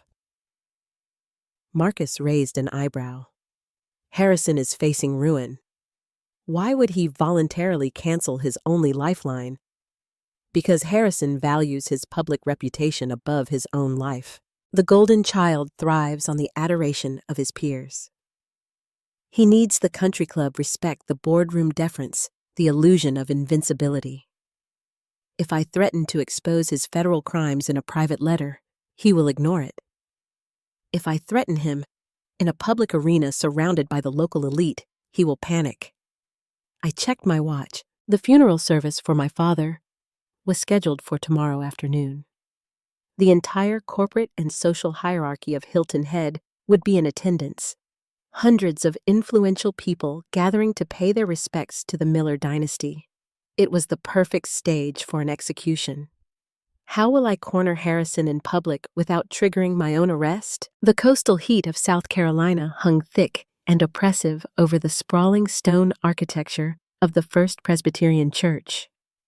I parked my rental car at the far edge of the expansive asphalt lot. The designated VIP spaces near the chapel entrance were already occupied by an impressive fleet of imported luxury sedans and dark utility vehicles. The corporate and social elite of Hilton Head were gathering in force. They arrived to pay their respects to the Miller dynasty and to network with the reigning chief executive officer. A funeral in this specific zip code is rarely about honoring the dead. It is a high-level networking event cloaked in the solemnity of mourning. I did not dress for mourning. I wore a sharply tailored navy blue suit paired with a crisp white silk blouse and sensible leather heels. There was no performative black lace. There was no dramatic veil to hide behind. I dressed for a hostile corporate negotiation because that was exactly what this gathering represented. I walked up the wide granite steps and slipped through the heavy oak doors. The interior of the chapel smelled strongly of expensive floral arrangements, damp wool, and the distinct metallic tang of air conditioning working overtime. Hundreds of guests filled the polished wooden pews. The murmur of hushed conversations echoed off the vaulted ceiling. I bypassed the reserved family seating near the pulpit. I found an empty space in the very last row, anchoring myself in the shadows where I could observe the entire congregation. The organ music swelled, signaling the beginning of the service. Evelyn sat in the front pew, draped in her designer black attire, clutching a monogrammed handkerchief. Harrison sat stiffly beside her, projecting the image of a stoic leader burdened by unimaginable grief. Then the pastor offered a brief introductory prayer and invited the first speaker to the podium. Clara stood up. My older sister walked slowly up the carpeted steps, resting her manicured hands on the wooden lectern. She wore a stunning dark dress that looked fresh off a Paris runway. She paused, taking a deep, shaky breath for dramatic effect. My father was a pillar of this community. Clara began, her voice carrying a practiced melodic tremor. But above his business achievements, he was a man who cherished family unity. He taught us that blood is an unbreakable bond. He loved Harrison and me more than anything in this world. I sat in the back row and listened to the revisionist history. Clara was the untouchable princess who never reconciled a bank statement or earned a legitimate paycheck in her entire life. She survived solely on a limitless corporate allowance funded by the very trust she was currently helping her brother liquidate. Listening to her preach about family unity while actively participating in the theft of my biological mother's legacy was a masterpiece of cognitive dissonance. She dabbed carefully at her dry eyes, making sure not to smudge her intricate makeup. The performance was flawless, and the audience absorbed every single fabricated word. The service lasted for an agonizing hour of hymns and hollow tributes. When the final prayer concluded, the attendees stood and began filtering toward the grand vestibule to offer their personal condolences to the family. I remained in the back row until the main sanctuary cleared. I gathered my leather purse and walked slowly toward the crowded foyer. The vestibule was a sea of dark suits and polite murmurs. I stood near a towering marble column waiting for the inevitable confrontation. Harrison spotted me almost immediately. He excused himself from a conversation with the local bank president, his eyes locked onto my navy suit, narrowing with instant hostility.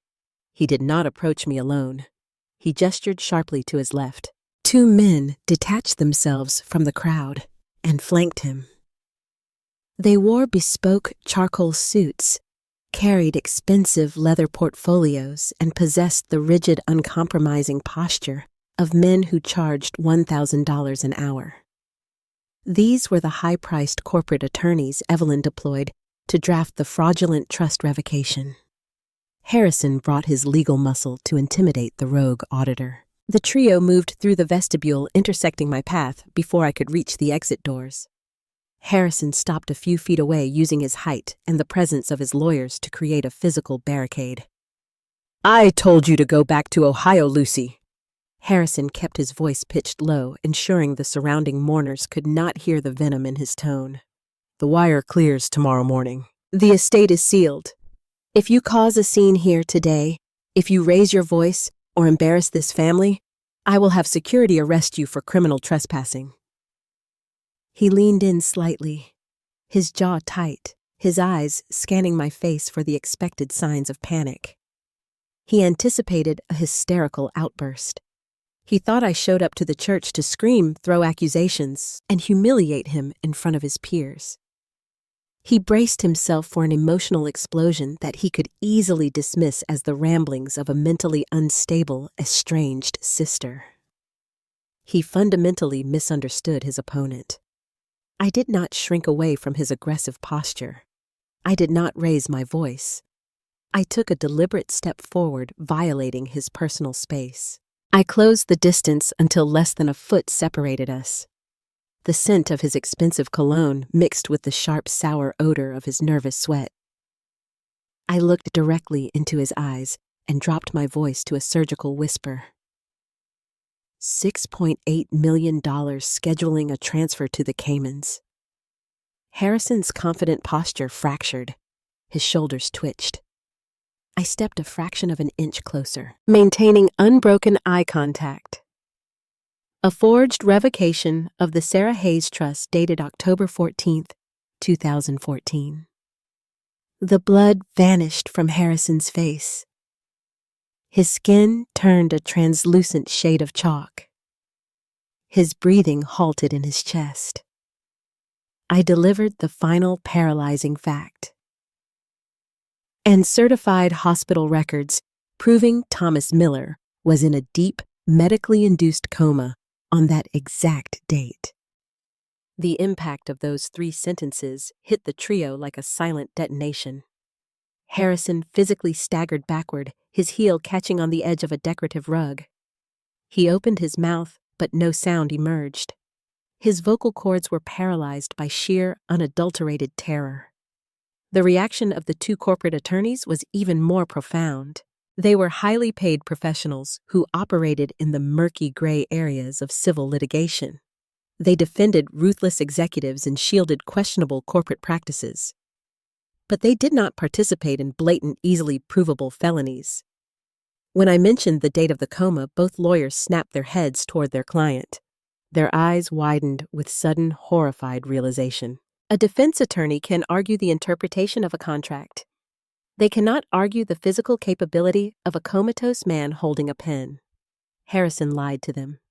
He handed them a fabricated document and assured them the signature was legitimate.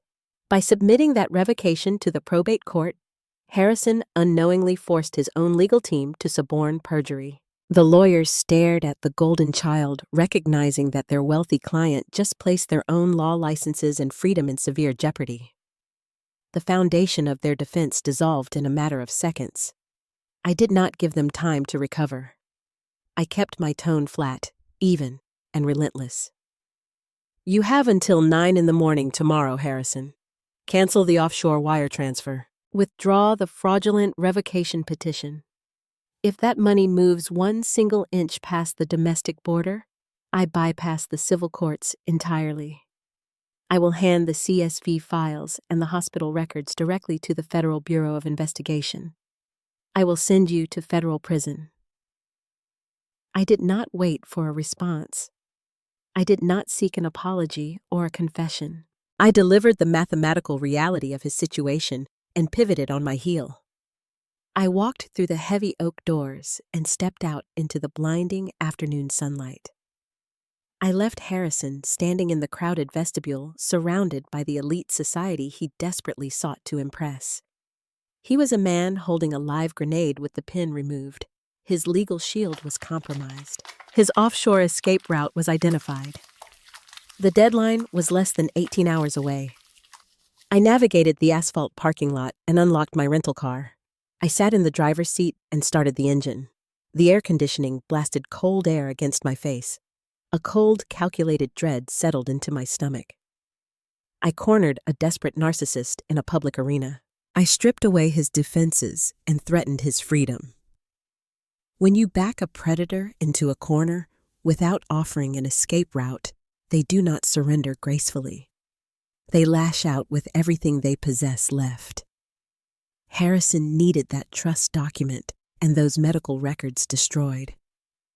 Without the physical evidence, my accusations were merely hearsay. As I pulled out of the church parking lot, I checked my rearview mirror. The ticking clock grew deafening. The golden child was running out of options and time. What extreme measure will Harrison take tonight to steal the evidence and save his rotting empire? I returned to my hotel room long after the sun disappeared below the coastal horizon. The evening air brought a sudden sharp drop in temperature. I locked the deadbolt and engaged the secondary metal chain guard. The quiet, sterile space offered zero comfort. Cornering Harrison at the church earlier that afternoon guaranteed a swift counterstrike. I sat in the dark, listening to the steady hum of the air conditioning unit. My mind mapped out his potential strategies.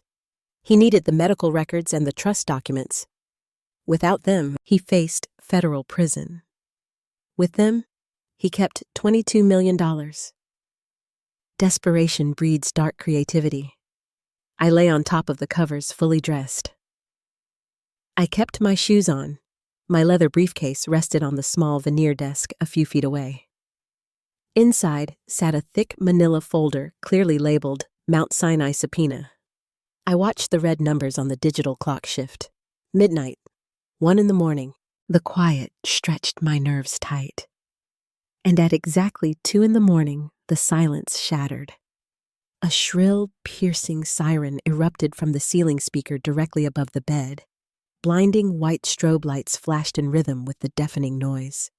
The automated fire evacuation system demanded immediate compliance.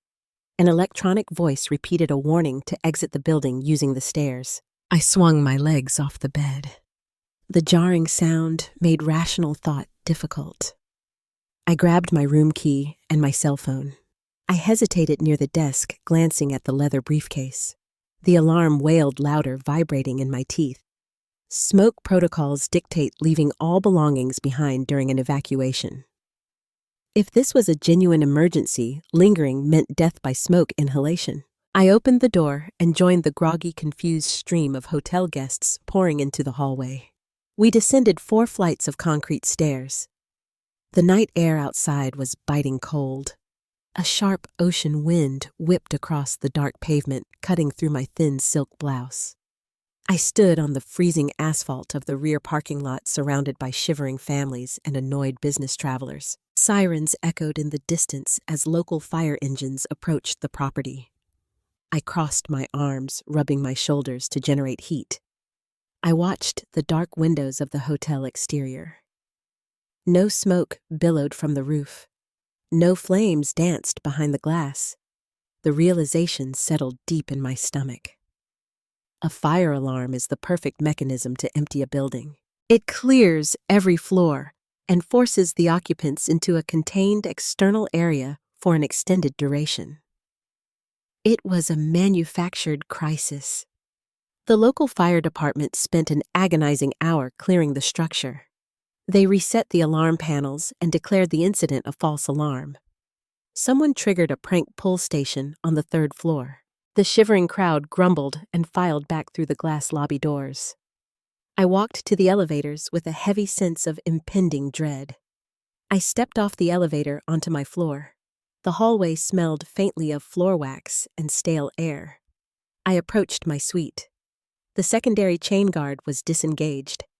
The heavy wooden door sat open a fraction of an inch. A thin slice of yellow light spilled out onto the hallway carpet. I pushed the door open. The interior of my room was a landscape of pure, calculated destruction. The intruder worked with terrifying speed and total disregard for discretion. The king-size mattress lay overturned on the floor. The bed sheets were ripped and tangled.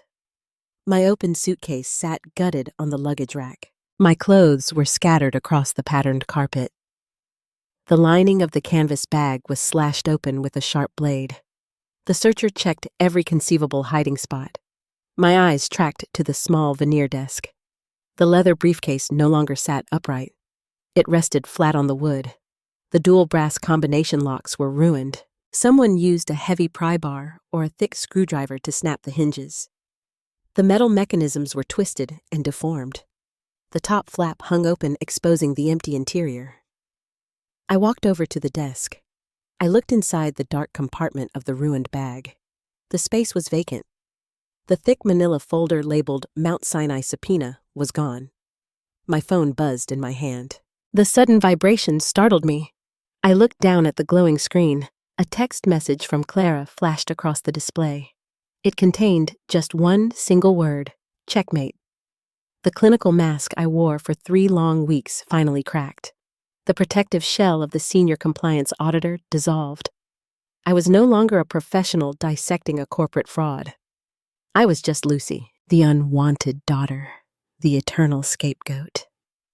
I sank down onto the edge of the overturned mattress frame. The physical exhaustion and the psychological toll crashed down on my shoulders with crushing weight. Tears spilled over my eyelashes. They were hot and bitter. I did not try to wipe them away. I cried for Thomas Miller. I wept for a father who possessed the capacity to hide a key, but lacked the basic courage to stand up to his second wife while he was breathing. His cowardice left me to fight a war he created. Then the grief shifted. The tears flowed harder for Sarah Hayes, the mother I never knew, the woman whose legacy funded the very people who despised my existence. The memory of the silver locket resurfaced. I saw Evelyn standing in my childhood kitchen, her face hard and unreadable. I heard the horrific grinding sound of the garbage disposal chewing the engraved metal into jagged, unrecognizable shards. They erased Sarah from the family history, and they were perilously close to erasing her final gift. Sitting in the wrecked hotel room, the toxic family system felt truly unbeatable. Harrison possessed the wealth, the social connections, and the sheer ruthlessness to hire a professional thief to exploit a fire evacuation. Clara sat in her luxury penthouse, mocking my pain through a cellular network. Evelyn orchestrated the entire deception from the safety of her parlor. They were a unified front of entitlement and cruelty. Fighting them felt like trying to empty the ocean with a broken cup. I allowed the despair to consume me. I surrendered to the crushing grief for exactly 5 minutes. I tracked the time on the digital clock across the room.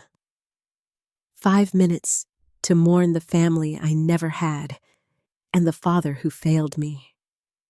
When the red digit shifted, I inhaled a deep, ragged breath. I reached up and wiped the wetness from my cheeks, using the heel of my hand. The tears stopped. The cold, sharp clarity returned. The auditor reemerged. I stood up from the broken bed frame.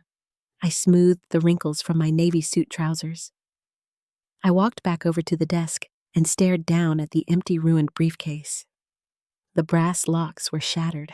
The leather was torn. The folder was in the hands of a desperate chief executive officer. Harrison and Clara believed the game was over. They believed they secured the vital evidence protecting their offshore wire transfer.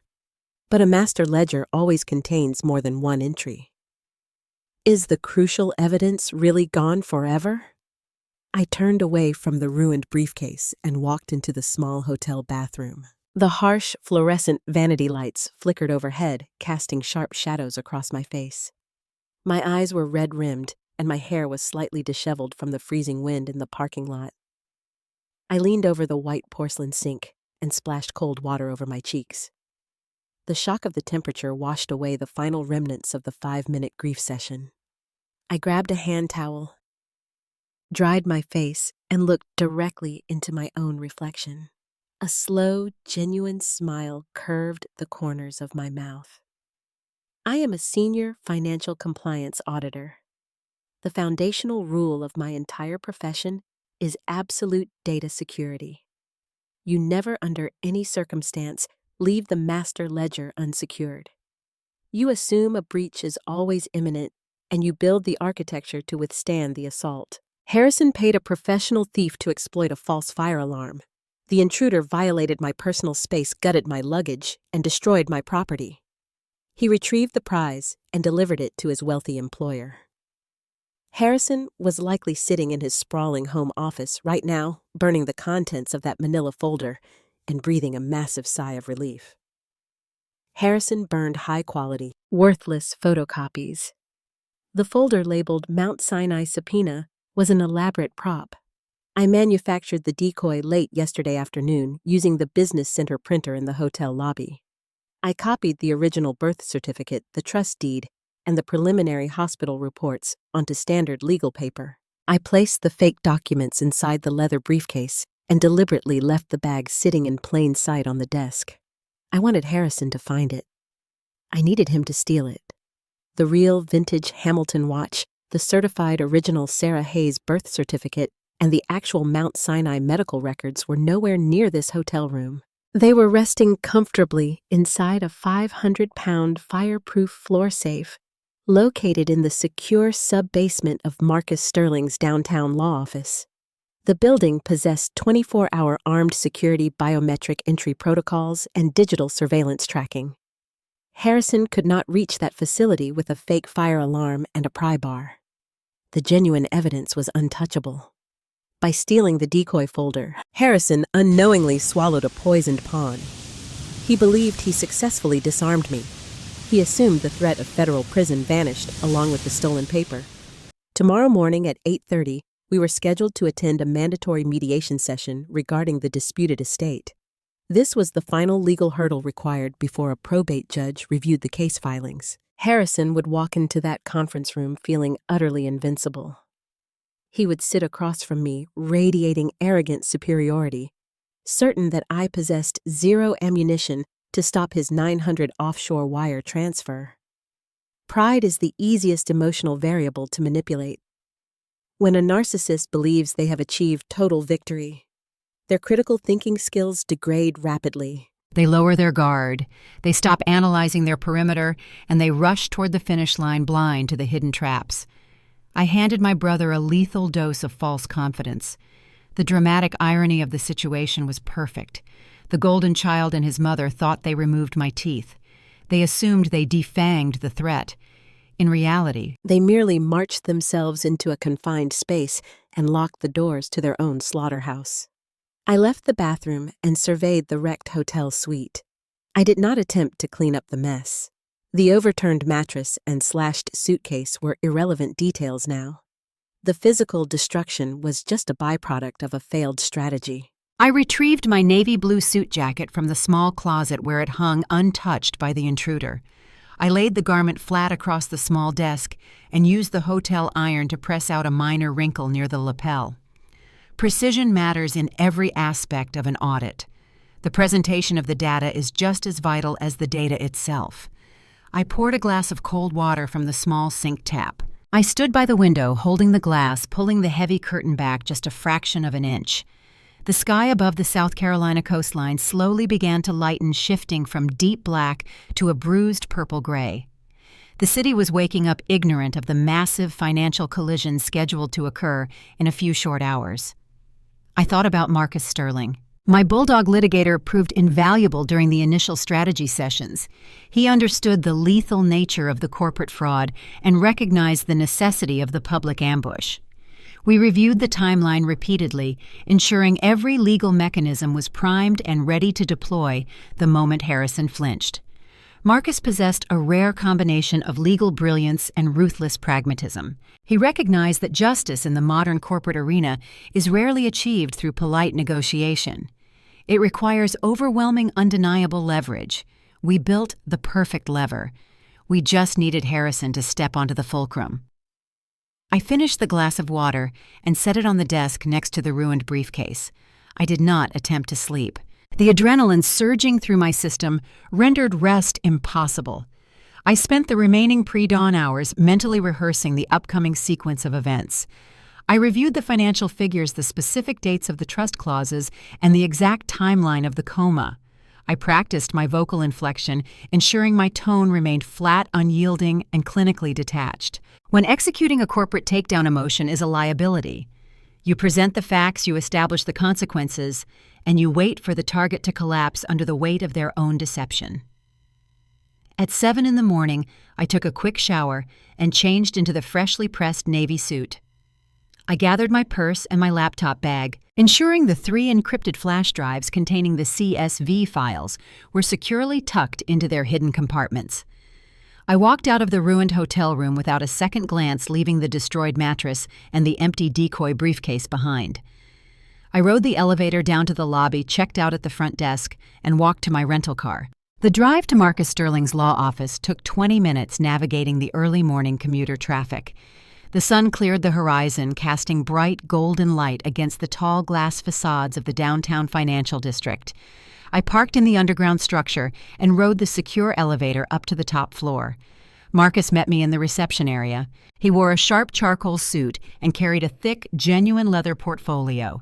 His expression was serious, focused, and ready for combat. We walked together down the wide hallway toward the main conference center. The space was designed to intimidate opposing counsel. Floor-to-ceiling glass walls offered a commanding view of the city skyline. A massive polished mahogany table dominated the center of the room, surrounded by 12 heavy, ergonomic leather chairs. A digital clock on the far wall displayed the time in bright red numbers. 8:15. The opposing party was scheduled to arrive in exactly 15 minutes. The wire transfer to the Cayman Islands was scheduled to execute in exactly 45 minutes. The window for resolution was incredibly narrow. Harrison, Evelyn, and their legal team are currently riding up the elevator, preparing to deliver their final demands. They expected a broken, weeping sister, willing to sign a waiver for a tiny fraction of her rightful inheritance. They expected total surrender. I placed my laptop bag onto the mahogany surface and took a seat near the head of the table. I folded my hands, resting them quietly on the polished wood. The trap was set, the bait was consumed, and the predator was walking straight toward the snare. What exact sequence of events will unfold when the golden child finally sits down at the mediation table? The heavy glass door of the conference room swung open at exactly 8:25. The opposing party entered the space, possessing the collective swagger of a conquering army. Evelyn walked in first. She wore a tailored slate-gray pantsuit paired with a simple, understated diamond necklace. Her posture was rigidly perfect, projecting an image of unshakable maternal authority. She took a seat directly across the mahogany table from me. She offered a tight, closed-lipped smile that radiated pure, patronizing condescension. Harrison followed closely behind his mother. The chief executive officer of Miller Holdings looked entirely rejuvenated. The frantic panic I witnessed in the church vestibule yesterday afternoon was completely erased. He wore a custom-fit navy pinstriped suit, a silk tie, and an expression of supreme, unadulterated arrogance. He believed the professional thief he hired performed flawlessly. He assumed the manila folder he burned in his fireplace last night removed the single existential threat to his freedom. He practically glowed with the toxic confidence of a man who just purchased his own salvation. Clara entered next, taking a seat next to Harrison. She carried a large designer tote bag and kept her eyes focused on her phone screen. She tapped out a quick message, her thumb moving with practiced speed. She barely acknowledged my presence in the room. To Clara, I was simply a minor administrative hurdle delaying her next shopping excursion. Two high-priced corporate attorneys trailed the family unit. They carried thick briefcases and wore the weary, impatient expressions of men billing exorbitant hourly rates for a routine settlement procedure. The lead attorney, a man named Robert Vance, took the seat adjacent to Evelyn. He opened his portfolio, withdrawing a familiar stack of stapled legal documents. Marcus Sterling sat silently beside me. My bulldog litigator remained perfectly still, his hands folded professionally over his closed leather binder. He projected an aura of dangerous calm, mirroring my own detached demeanor. We were two auditors waiting for the final ledger figures to balance. The digital clock on the far wall shifted to 8:30. The scheduled mediation was officially underway. Robert Vance cleared his throat, breaking the tense silence in the room. He slid the stapled document across the polished wood, stopping it precisely in the center of the table. We are here to finalize the remaining administrative details regarding the estate of Thomas Miller. Robert adopted a smooth, practiced tone designed to sound reasonable while delivering absolute ultimatums. My clients have endured a profound period of grief compounded by a series of unfortunate and unnecessary disruptions. We are prepared to extend a gesture of goodwill to conclude this matter swiftly and avoid the burden of a protracted probate battle. He tapped his gold fountain pen against the waiver. This is your last chance, Lucy. The firm offer remains on the table. You will sign this comprehensive waiver of contest, effectively forfeiting any future claims against the estate or the Miller Holdings corporate umbrella. In exchange, my clients will authorize an immediate transfer of $50,000 to your personal account. Furthermore, they are willing to officially ignore the harassment and the baseless accusations you leveled against them over the past 3 days. Harrison leaned back in his heavy, ergonomic leather chair. He crossed his legs, resting his ankle over his knee. He twirled a silver pen between his fingers, a gesture of calculated nonchalance. He looked at me, his eyes alight with cruel, victorious mockery. Take the deal, Luce. His voice was laced with a thick layer of superiority. You played a desperate hand and you lost. You have no leverage left. Your little investigation is over. Take the money and go back to Ohio before you bankrupt yourself trying to fight a war you cannot win. You have nothing. I did not immediately respond. I turned my head slightly and looked at the digital clock mounted on the far wall. The bright red numbers glowed starkly against the white drywall. 8:45, 15 minutes. I had exactly 15 minutes until the $6.8 million escrow wire executed, bypassing federal oversight and vanishing into a Cayman Islands shell company. 15 minutes until Harrison successfully liquidated the core capital of my biological mother's legacy to pay off his massive embezzlement debts. The window was incredibly small. The pressure within the room felt heavy enough to crush bone. I turned my gaze back to the opposing side of the table. I looked at Evelyn's smug smile. I looked at Harrison's arrogant posture. I looked at Clara's supreme indifference. They were so incredibly certain of their victory. They constructed a reality where they always won, where their wealth shielded them from consequence, and their entitlement justified their cruelty. It was time to shatter that reality. I reached down to my side, lifting the sleek, undamaged leather portfolio from the floor. I placed the bag squarely onto the polished mahogany surface. The smooth leather slapped against the wood, commanding the attention of everyone in the room. I unzipped the main compartment. I did not reach for paper first. A document can be argued. A piece of paper can be dismissed as a forgery or a misinterpretation. I needed a physical object, something tangible, heavy, and undeniable to initiate the psychological collapse. I reached inside the dark interior of the bag and closed my fingers around the cold metal casing. I withdrew the vintage Hamilton watch. I moved my arm slowly, deliberately, stretching across the wide table. I set the heavy timepiece gently directly onto the center of the mahogany wood, right next to their $50,000 waiver. The tarnished brass and scratched glass clinked sharply against the hard surface. The sound was incredibly small, but it echoed through the silent conference room like a gunshot. The shift in atmospheric pressure was instantaneous and profound. Evelyn's smug, patronizing smile vanished as if physically wiped from her face. Her lips parted in sudden, terrified shock. She stared at the watch, her eyes widening in sheer disbelief. She recognized the object immediately. She knew exactly what that watch represented, and more importantly, she knew what it contained. Harrison reacted with explosive kinetic energy. He sat bolt upright in his chair, his previous relaxed posture completely abandoning him. The silver pen he was twirling dropped from his numb fingers, clattering loudly onto the floor. His eyes locked onto the vintage Hamilton watch like it was a live thermal grenade dropped onto his lap. The color rapidly drained from his face, leaving behind a stark, sickly pallor. The confident chief executive officer vanished, replaced instantly by a cornered, panicked criminal. Clara stopped texting. She looked up from her phone, her brow furrowing in confusion, sensing the sudden, terrifying drop in temperature, but lacking the context to understand the cause. The two high-priced corporate attorneys froze. They were trained to read body language to anticipate the reactions of opposing counsel. They watched their client spontaneously disintegrate over a broken wristwatch. They realized in that exact moment that the narrative they were defending was fundamentally, catastrophically flawed. The silence in the room transformed.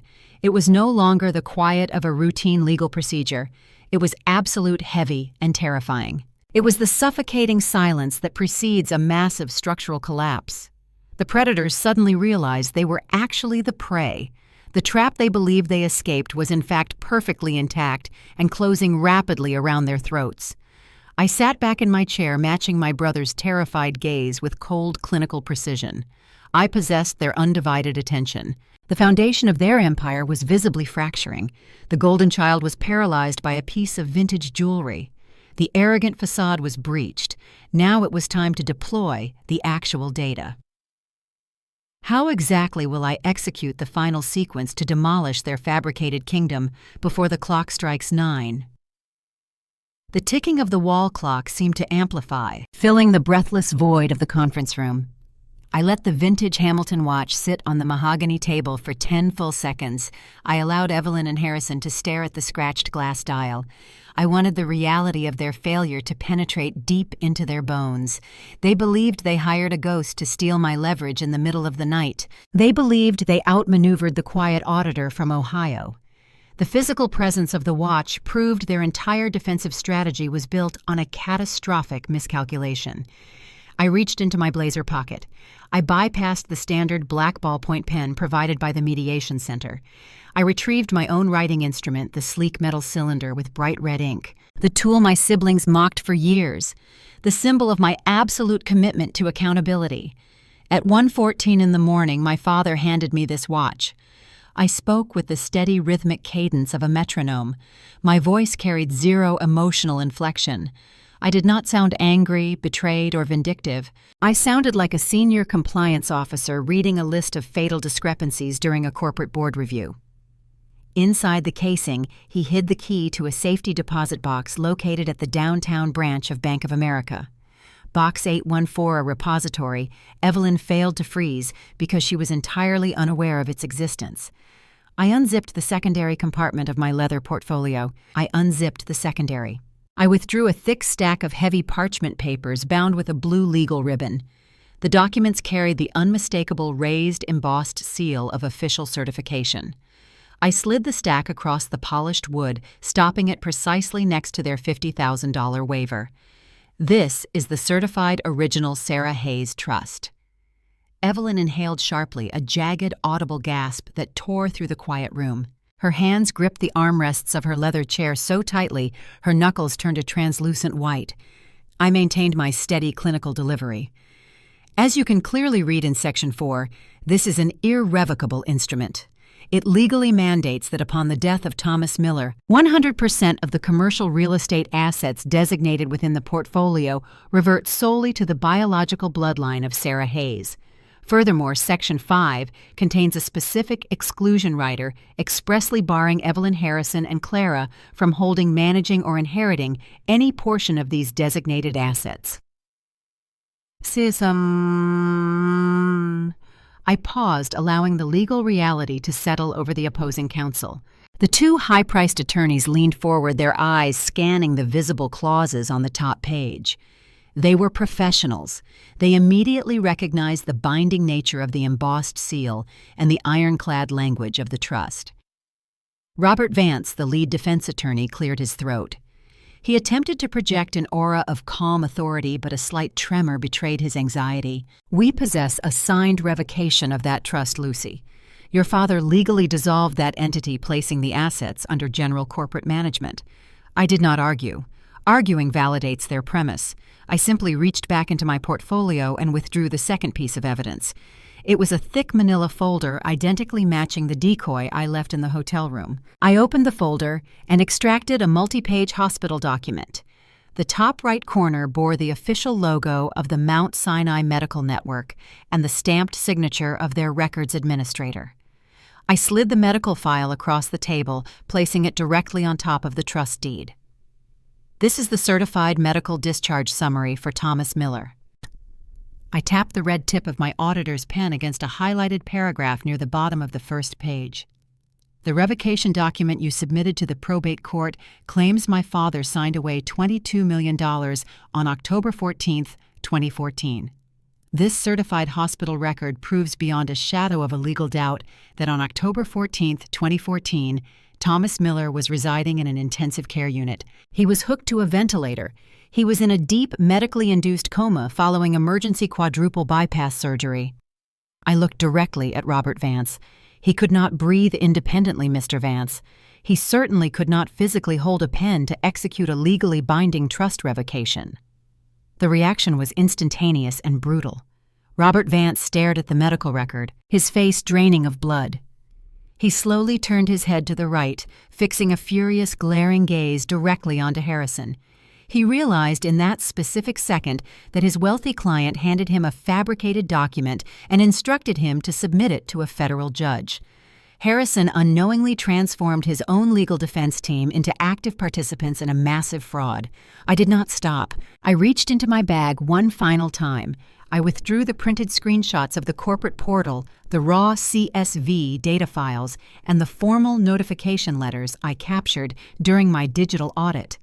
I spread the papers across the mahogany surface, fanning them out like a royal flush. And this is the final layer of the anomaly. I tapped the red pen against the SEC letterhead. These are the formal margin calls issued by the Securities and Exchange Commission, proving Harrison Miller embezzled massive amounts of operating capital to fund catastrophic, speculative investments. Miller Holdings is fundamentally bankrupt. I shifted the pen, pointing the red tip at the transaction queue screenshot. And this is the 7-day escrow wire transfer currently pending in the corporate portal. $6.8 million scheduled to clear a shell company in the Cayman Islands. A desperate, frantic attempt to liquidate my biological mother's trust assets to pay off a massive federal debt before the authorities freeze the domestic accounts. I stopped speaking. I uncapped the red pen with a soft click and set it down on the table. The presentation of the data was complete. The audit was finalized. I turned my head and looked at the digital clock mounted on the far wall. The bright red number shifted 8:52. I looked back at the golden child. Harrison was slumped in his chair. He looked physically diminished, as if the air was sucked out of his lungs. His arrogant posture was completely annihilated.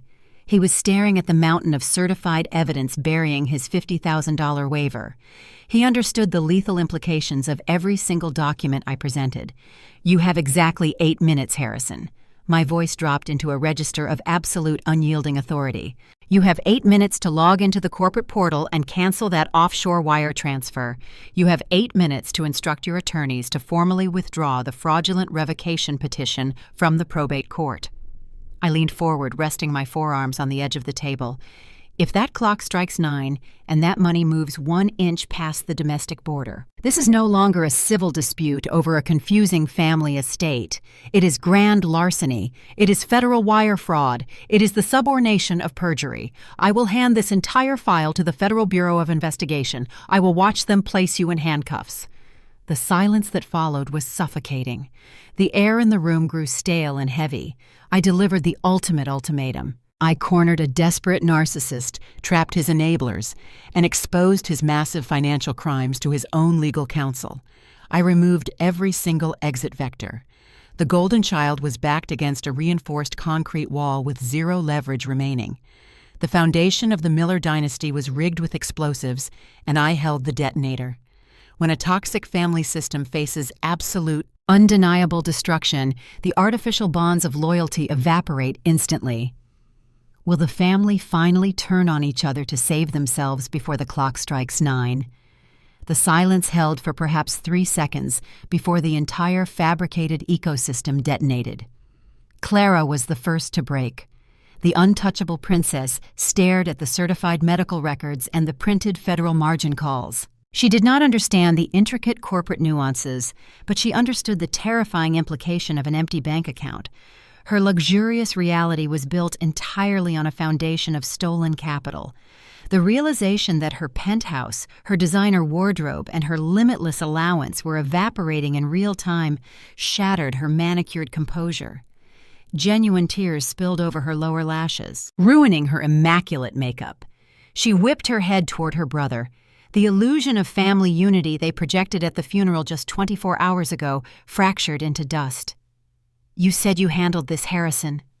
Her voice scaled into a shrill, panicked shriek that echoed harshly off the glass walls. "You promised me the estate was secure. You told me the Ohio problem was neutralized." Harrison flinched, shrinking away from her piercing accusation. He opened his mouth to offer a reassuring lie, but his vocal cords failed. He had nothing left to sell. The illusion of his executive competence was dead. Evelyn watched her children turn on each other. The manufactured solidarity of the Miller dynasty dissolved right in front of her eyes. She could not accept the mathematical certainty of her defeat. She relied on emotional manipulation for 3 decades, and she instinctively reached for her primary weapon. She stood up from her heavy leather chair. The sudden movement knocked the seat backward, causing it to scrape loudly against the carpet.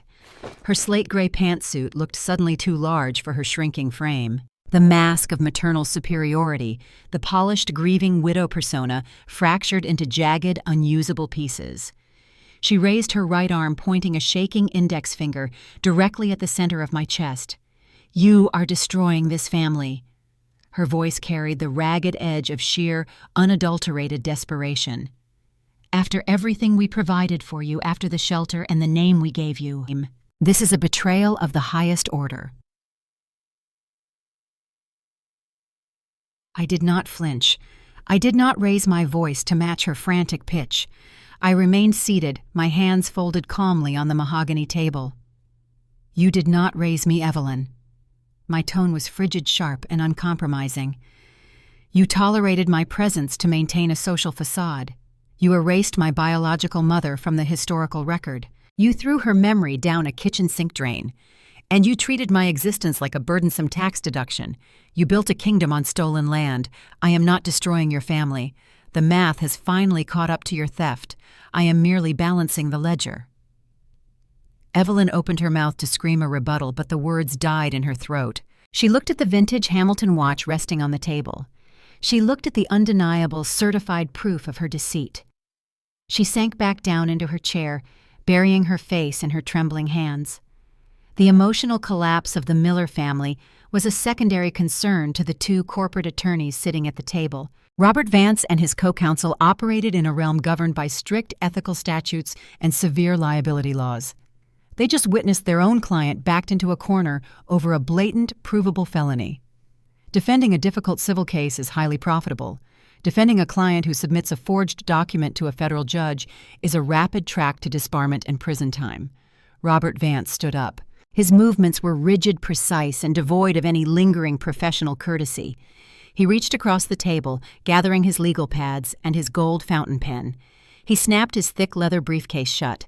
The metallic click of the brass latches echoed sharply in the tense room. "Harrison," Robert spoke with a cold, detached finality. "We are terminating our representation effective immediately." Harrison snapped his head up, his eyes wide with fresh terror. "Wait, Robert, you cannot just leave. We have a signed retainer." "We had an engagement based on the presumption of factual disclosure." Robert countered his tone, dropping to a lethal whisper. You presented us with a fabricated trust revocation. You actively concealed a medical coma. We will not be party to federal fraud. Do not contact our offices again. We will forward your remaining balance by the end of the week. The two attorneys turned their backs on the golden child. They walked out of the glass-walled conference room, pulling the heavy door shut behind them. The click of the latch sounded exactly like a closing vault. Harrison Miller was left entirely defenseless. The high-priced legal shield evaporated. His mother was weeping silently into her hands. His sister was staring at him with pure, unadulterated venom. The corporate swagger, the bespoke suit, the arrogant smirk, all of it was stripped away. He was just a terrified man staring down the barrel of an inescapable federal indictment. I turned my head toward the digital wall clock. 8:57. 3 minutes. Harrison? My voice was a soft, relentless metronome. Panic finally consumed him. It was a visceral physical reaction. His breathing turned ragged and shallow, echoing loudly in the quiet room. He reached frantically into his designer messenger bag resting on the floor. He pulled out his sleek silver laptop and dropped it onto the mahogany table. His hands shook with such severity he could barely pry the lid open. He fumbled with the power button, his chest heaving as if he had just sprinted a mile. The screen illuminated, casting a pale blue glow across his sweating face. He reached for his wireless external mouse. His trembling fingers knocked the plastic device off the edge of the table. It clattered uselessly onto the floor. He swore under his breath, a frantic, broken sound. He switched to the built-in trackpad. He navigated to the Miller Holdings banking portal. His fingers slipped across the keyboard, typing his administrative credentials with agonizing slowness. He entered the wrong password. A bright red error message flashed on the screen. 2 minutes. I noted the time without breaking eye contact. Harrison squeezed his eyes shut, inhaling a desperate, ragged breath. He typed the password a second time, ensuring each keystroke was deliberate. The portal loaded. The dashboard materialized, displaying the active transaction queue. The $6.8 million escrow wire sat at the very top of the list, highlighted in bright yellow, waiting for the automated 900 execution command. He moved the cursor across the screen. His hand hovered over the digital interface. Canceling this transaction meant admitting defeat. It meant the Securities and Exchange Commission margin calls would default. It meant his personal bankruptcy was guaranteed. But allowing the wire to clear meant wearing a federal prison uniform for the next 2 decades. He faced the ultimate choice between losing his stolen money or losing his life. The red numbers on the wall clock shifted. 8:58. With 120 seconds to spare, the golden child surrendered. He pressed his thumb down on the trackpad. He clicked the bold red button labeled Cancel Transaction. A secondary confirmation window popped up, demanding administrative verification. He clicked Confirm. The screen refreshed. A green banner appeared across the top of the portal. Transaction successfully terminated. Funds returned to originating account. The offshore escape route was permanently severed. The money was locked safely within the domestic borders, tethered securely to the irrevocable Sarah Hayes Trust. The theft was officially thwarted. Harrison pushed the laptop away from him. The remaining adrenaline drained from his system, leaving an empty, hollow shell. He slumped forward, resting his forehead against the cool, polished wood of the mahogany table. His arms hung limply at his sides. He was utterly broken, dismantled by his own arrogance and the meticulous execution of a targeted audit. Marcus Sterling sat quietly beside me, observing the wreckage of the opposing party. He closed his leather binder, a silent signal that the legal ambush was a profound success. The immediate threat was neutralized. The fraudulent wire was dead. But the sprawling corporate empire of Miller Holdings still existed. The physical properties, the empty operating accounts, the looming federal debt, all of it remained entangled in the aftermath of the failed heist. A canceled wire prevents a theft, but it does not resolve a systemic bankruptcy. What is the ultimate fate of the Miller dynasty, now that the master ledger is exposed to the unforgiving light? The aftermath of the mediation session was a meticulous study in applied mathematics. When you trap a cornered predator with federal evidence, they do not negotiate for a partial victory. They surrender to ensure their own survival.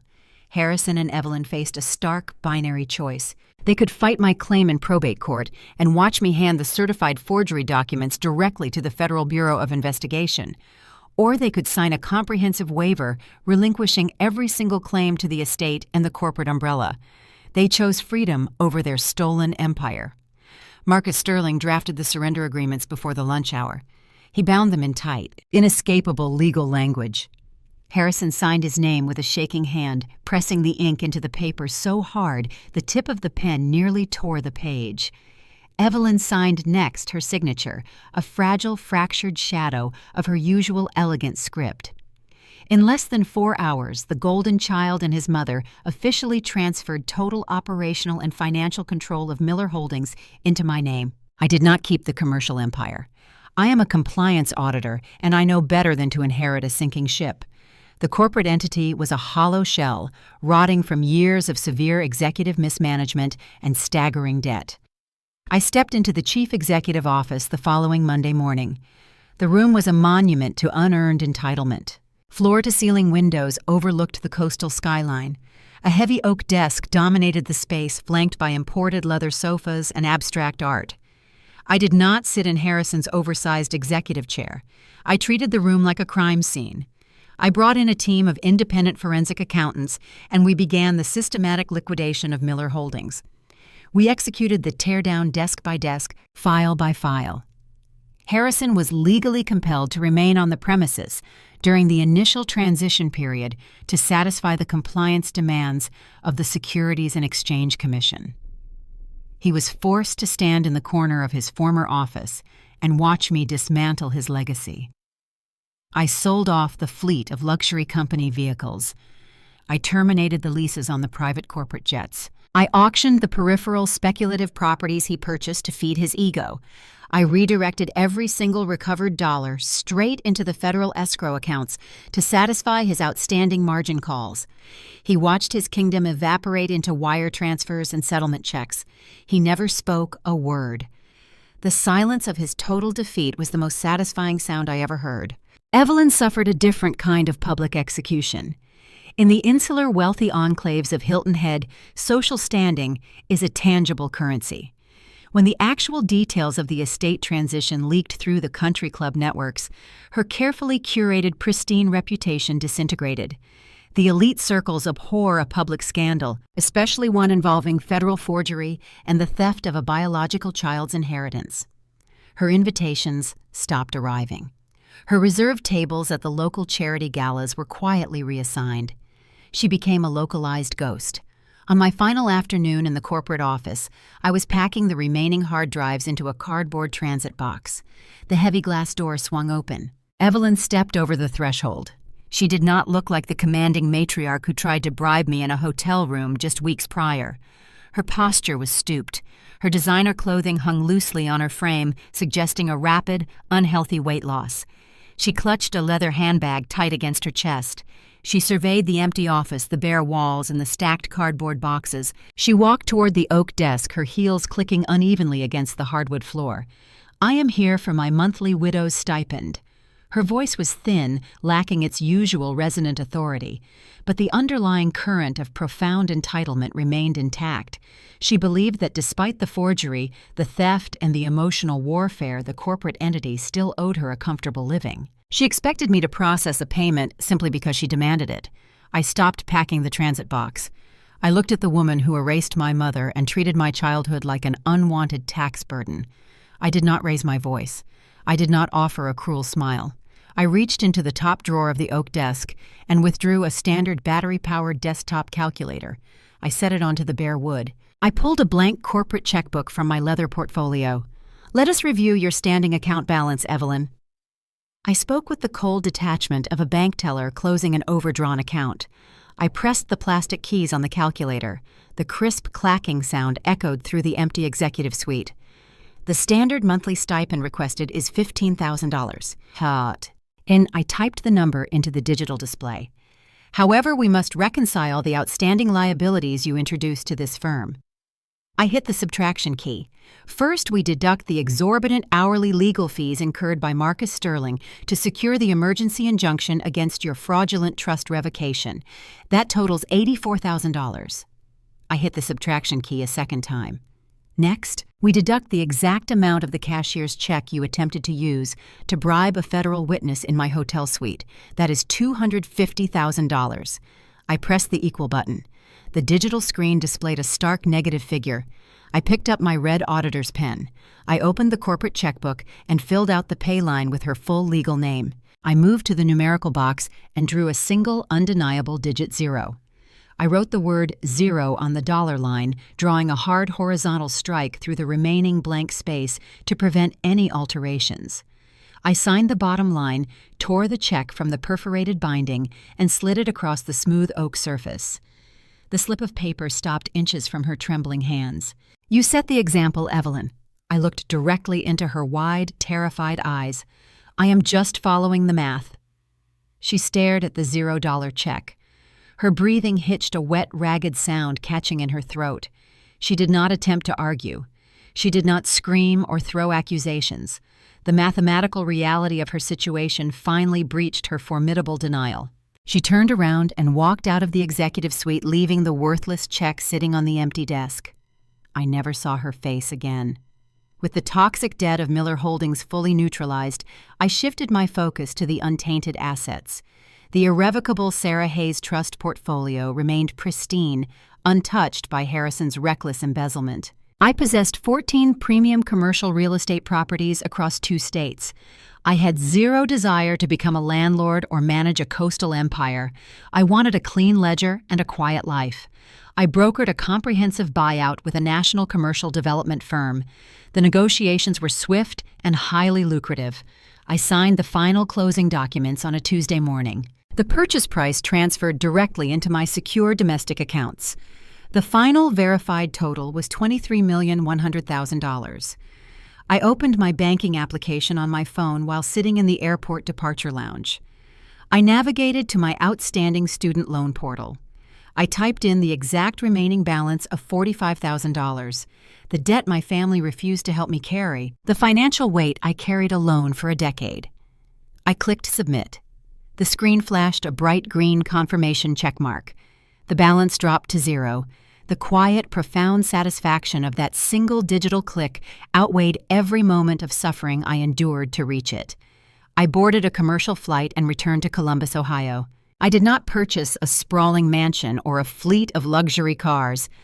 I bought a modest, beautiful brick house in a quiet, tree-lined suburb. I planted a garden in the backyard. I married Marcus Sterling in a small private ceremony attended only by a handful of loyal friends and trusted colleagues.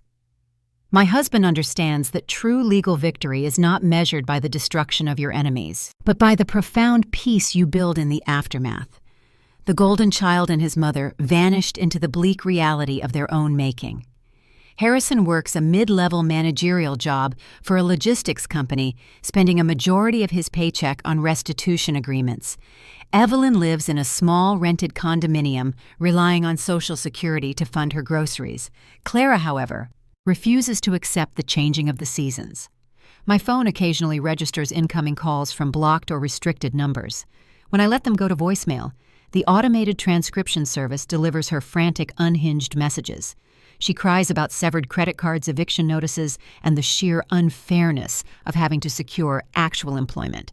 She begs for a small loan, an advance on a future that no longer exists. I sit at my kitchen table drinking hot coffee and reading the text transcripts. I do not feel anger. I do not feel pity. I feel nothing at all. I highlight the digital audio files and press delete, erasing her manufactured panic from my atmosphere. I do not owe them my attention, and I certainly do not owe them my capital. I walk into my quiet, sunlit living room. I stand before the heavy stone mantel above the fireplace. Resting in the center next to a framed photograph of a beautiful, smiling woman named Sarah Hayes sits a vintage Hamilton watch.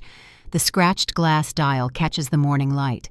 The sweeping second hand remains permanently frozen on the brass markers, displaying the exact date my father finally chose the truth over his own comfort.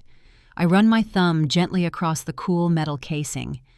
I listen to the deep, comforting silence of my chosen home. The toxic empire is dismantled. The ghosts of the past are evicted. I close my eyes and take a deep, steady breath. incredibly grateful that the long, bitter war is over and the ledger is finally balanced. Every family operates as a quiet, invisible economy. Long before children understand the concept of money, they understand the currency of affection, the weight of expectations, and the silent, heavy toll of favoritism. We watch a story like Lucy Miller's, a saga of shattered trusts, offshore wire transfers, and dramatic boardroom showdowns, and it is easy to view it simply as a corporate thriller. But strip away the millions of dollars and the mahogany tables, and what remains is a profound cautionary tale about the architecture of the traditional American family. It is a story that forces us to look in the mirror and ask a terrifying question. What kind of adults are we actually building in the quiet moments of our parenting? In modern American culture, there is an intense, almost overwhelming pressure to provide. We are conditioned to believe that a successful family structure is defined by its outward stability. The pristine suburban home, the funded college accounts, the seamless holiday photographs.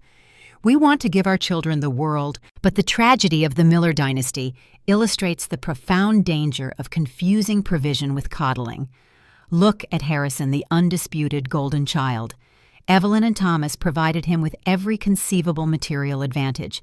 They handed him the corner office, the luxury vehicles, and the unshakable belief that he was inherently superior. But in their effort to shield him from struggle, they stripped him of the opportunity to develop character. When parents remove all natural consequences from a child's life, they do not build a leader. They engineer a fragile, entitled emperor. Harrison lacked the moral spine to navigate real adversity because his parents spent 3 decades clearing the obstacles from his path rather than teaching him how to climb. They raised a boy who believed that rules were suggestions and that accountability was a burden meant only for other people. In the end, his artificial confidence collapsed the moment it faced genuine resistance. On the opposite end of the spectrum sits Lucy, the designated scapegoat. Forced into the shadows, handed crushing student loan debt, and treated as a peripheral burden rather than a central heartbeat of the home. Fairness in raising children is rarely about dividing a bank account down to the exact penny, but it fundamentally requires an equal division of emotional real estate. When a child is raised in an environment where they feel they must constantly earn their right to exist, they learn to view love as a conditional transaction. Lucy survived. She forged herself into a brilliant, uncompromising force of nature. But we must recognize the tragedy intertwined with her triumph. No child should have to develop the cold, clinical armor of an auditor simply to survive the people who are supposed to protect them. The resilience of the scapegoat is often celebrated in our culture, yet we rarely pause to mourn the childhood that was sacrificed to build that thick skin. This brings us to the most insidious poison within the traditional family structure, the cowardice of buried secrets.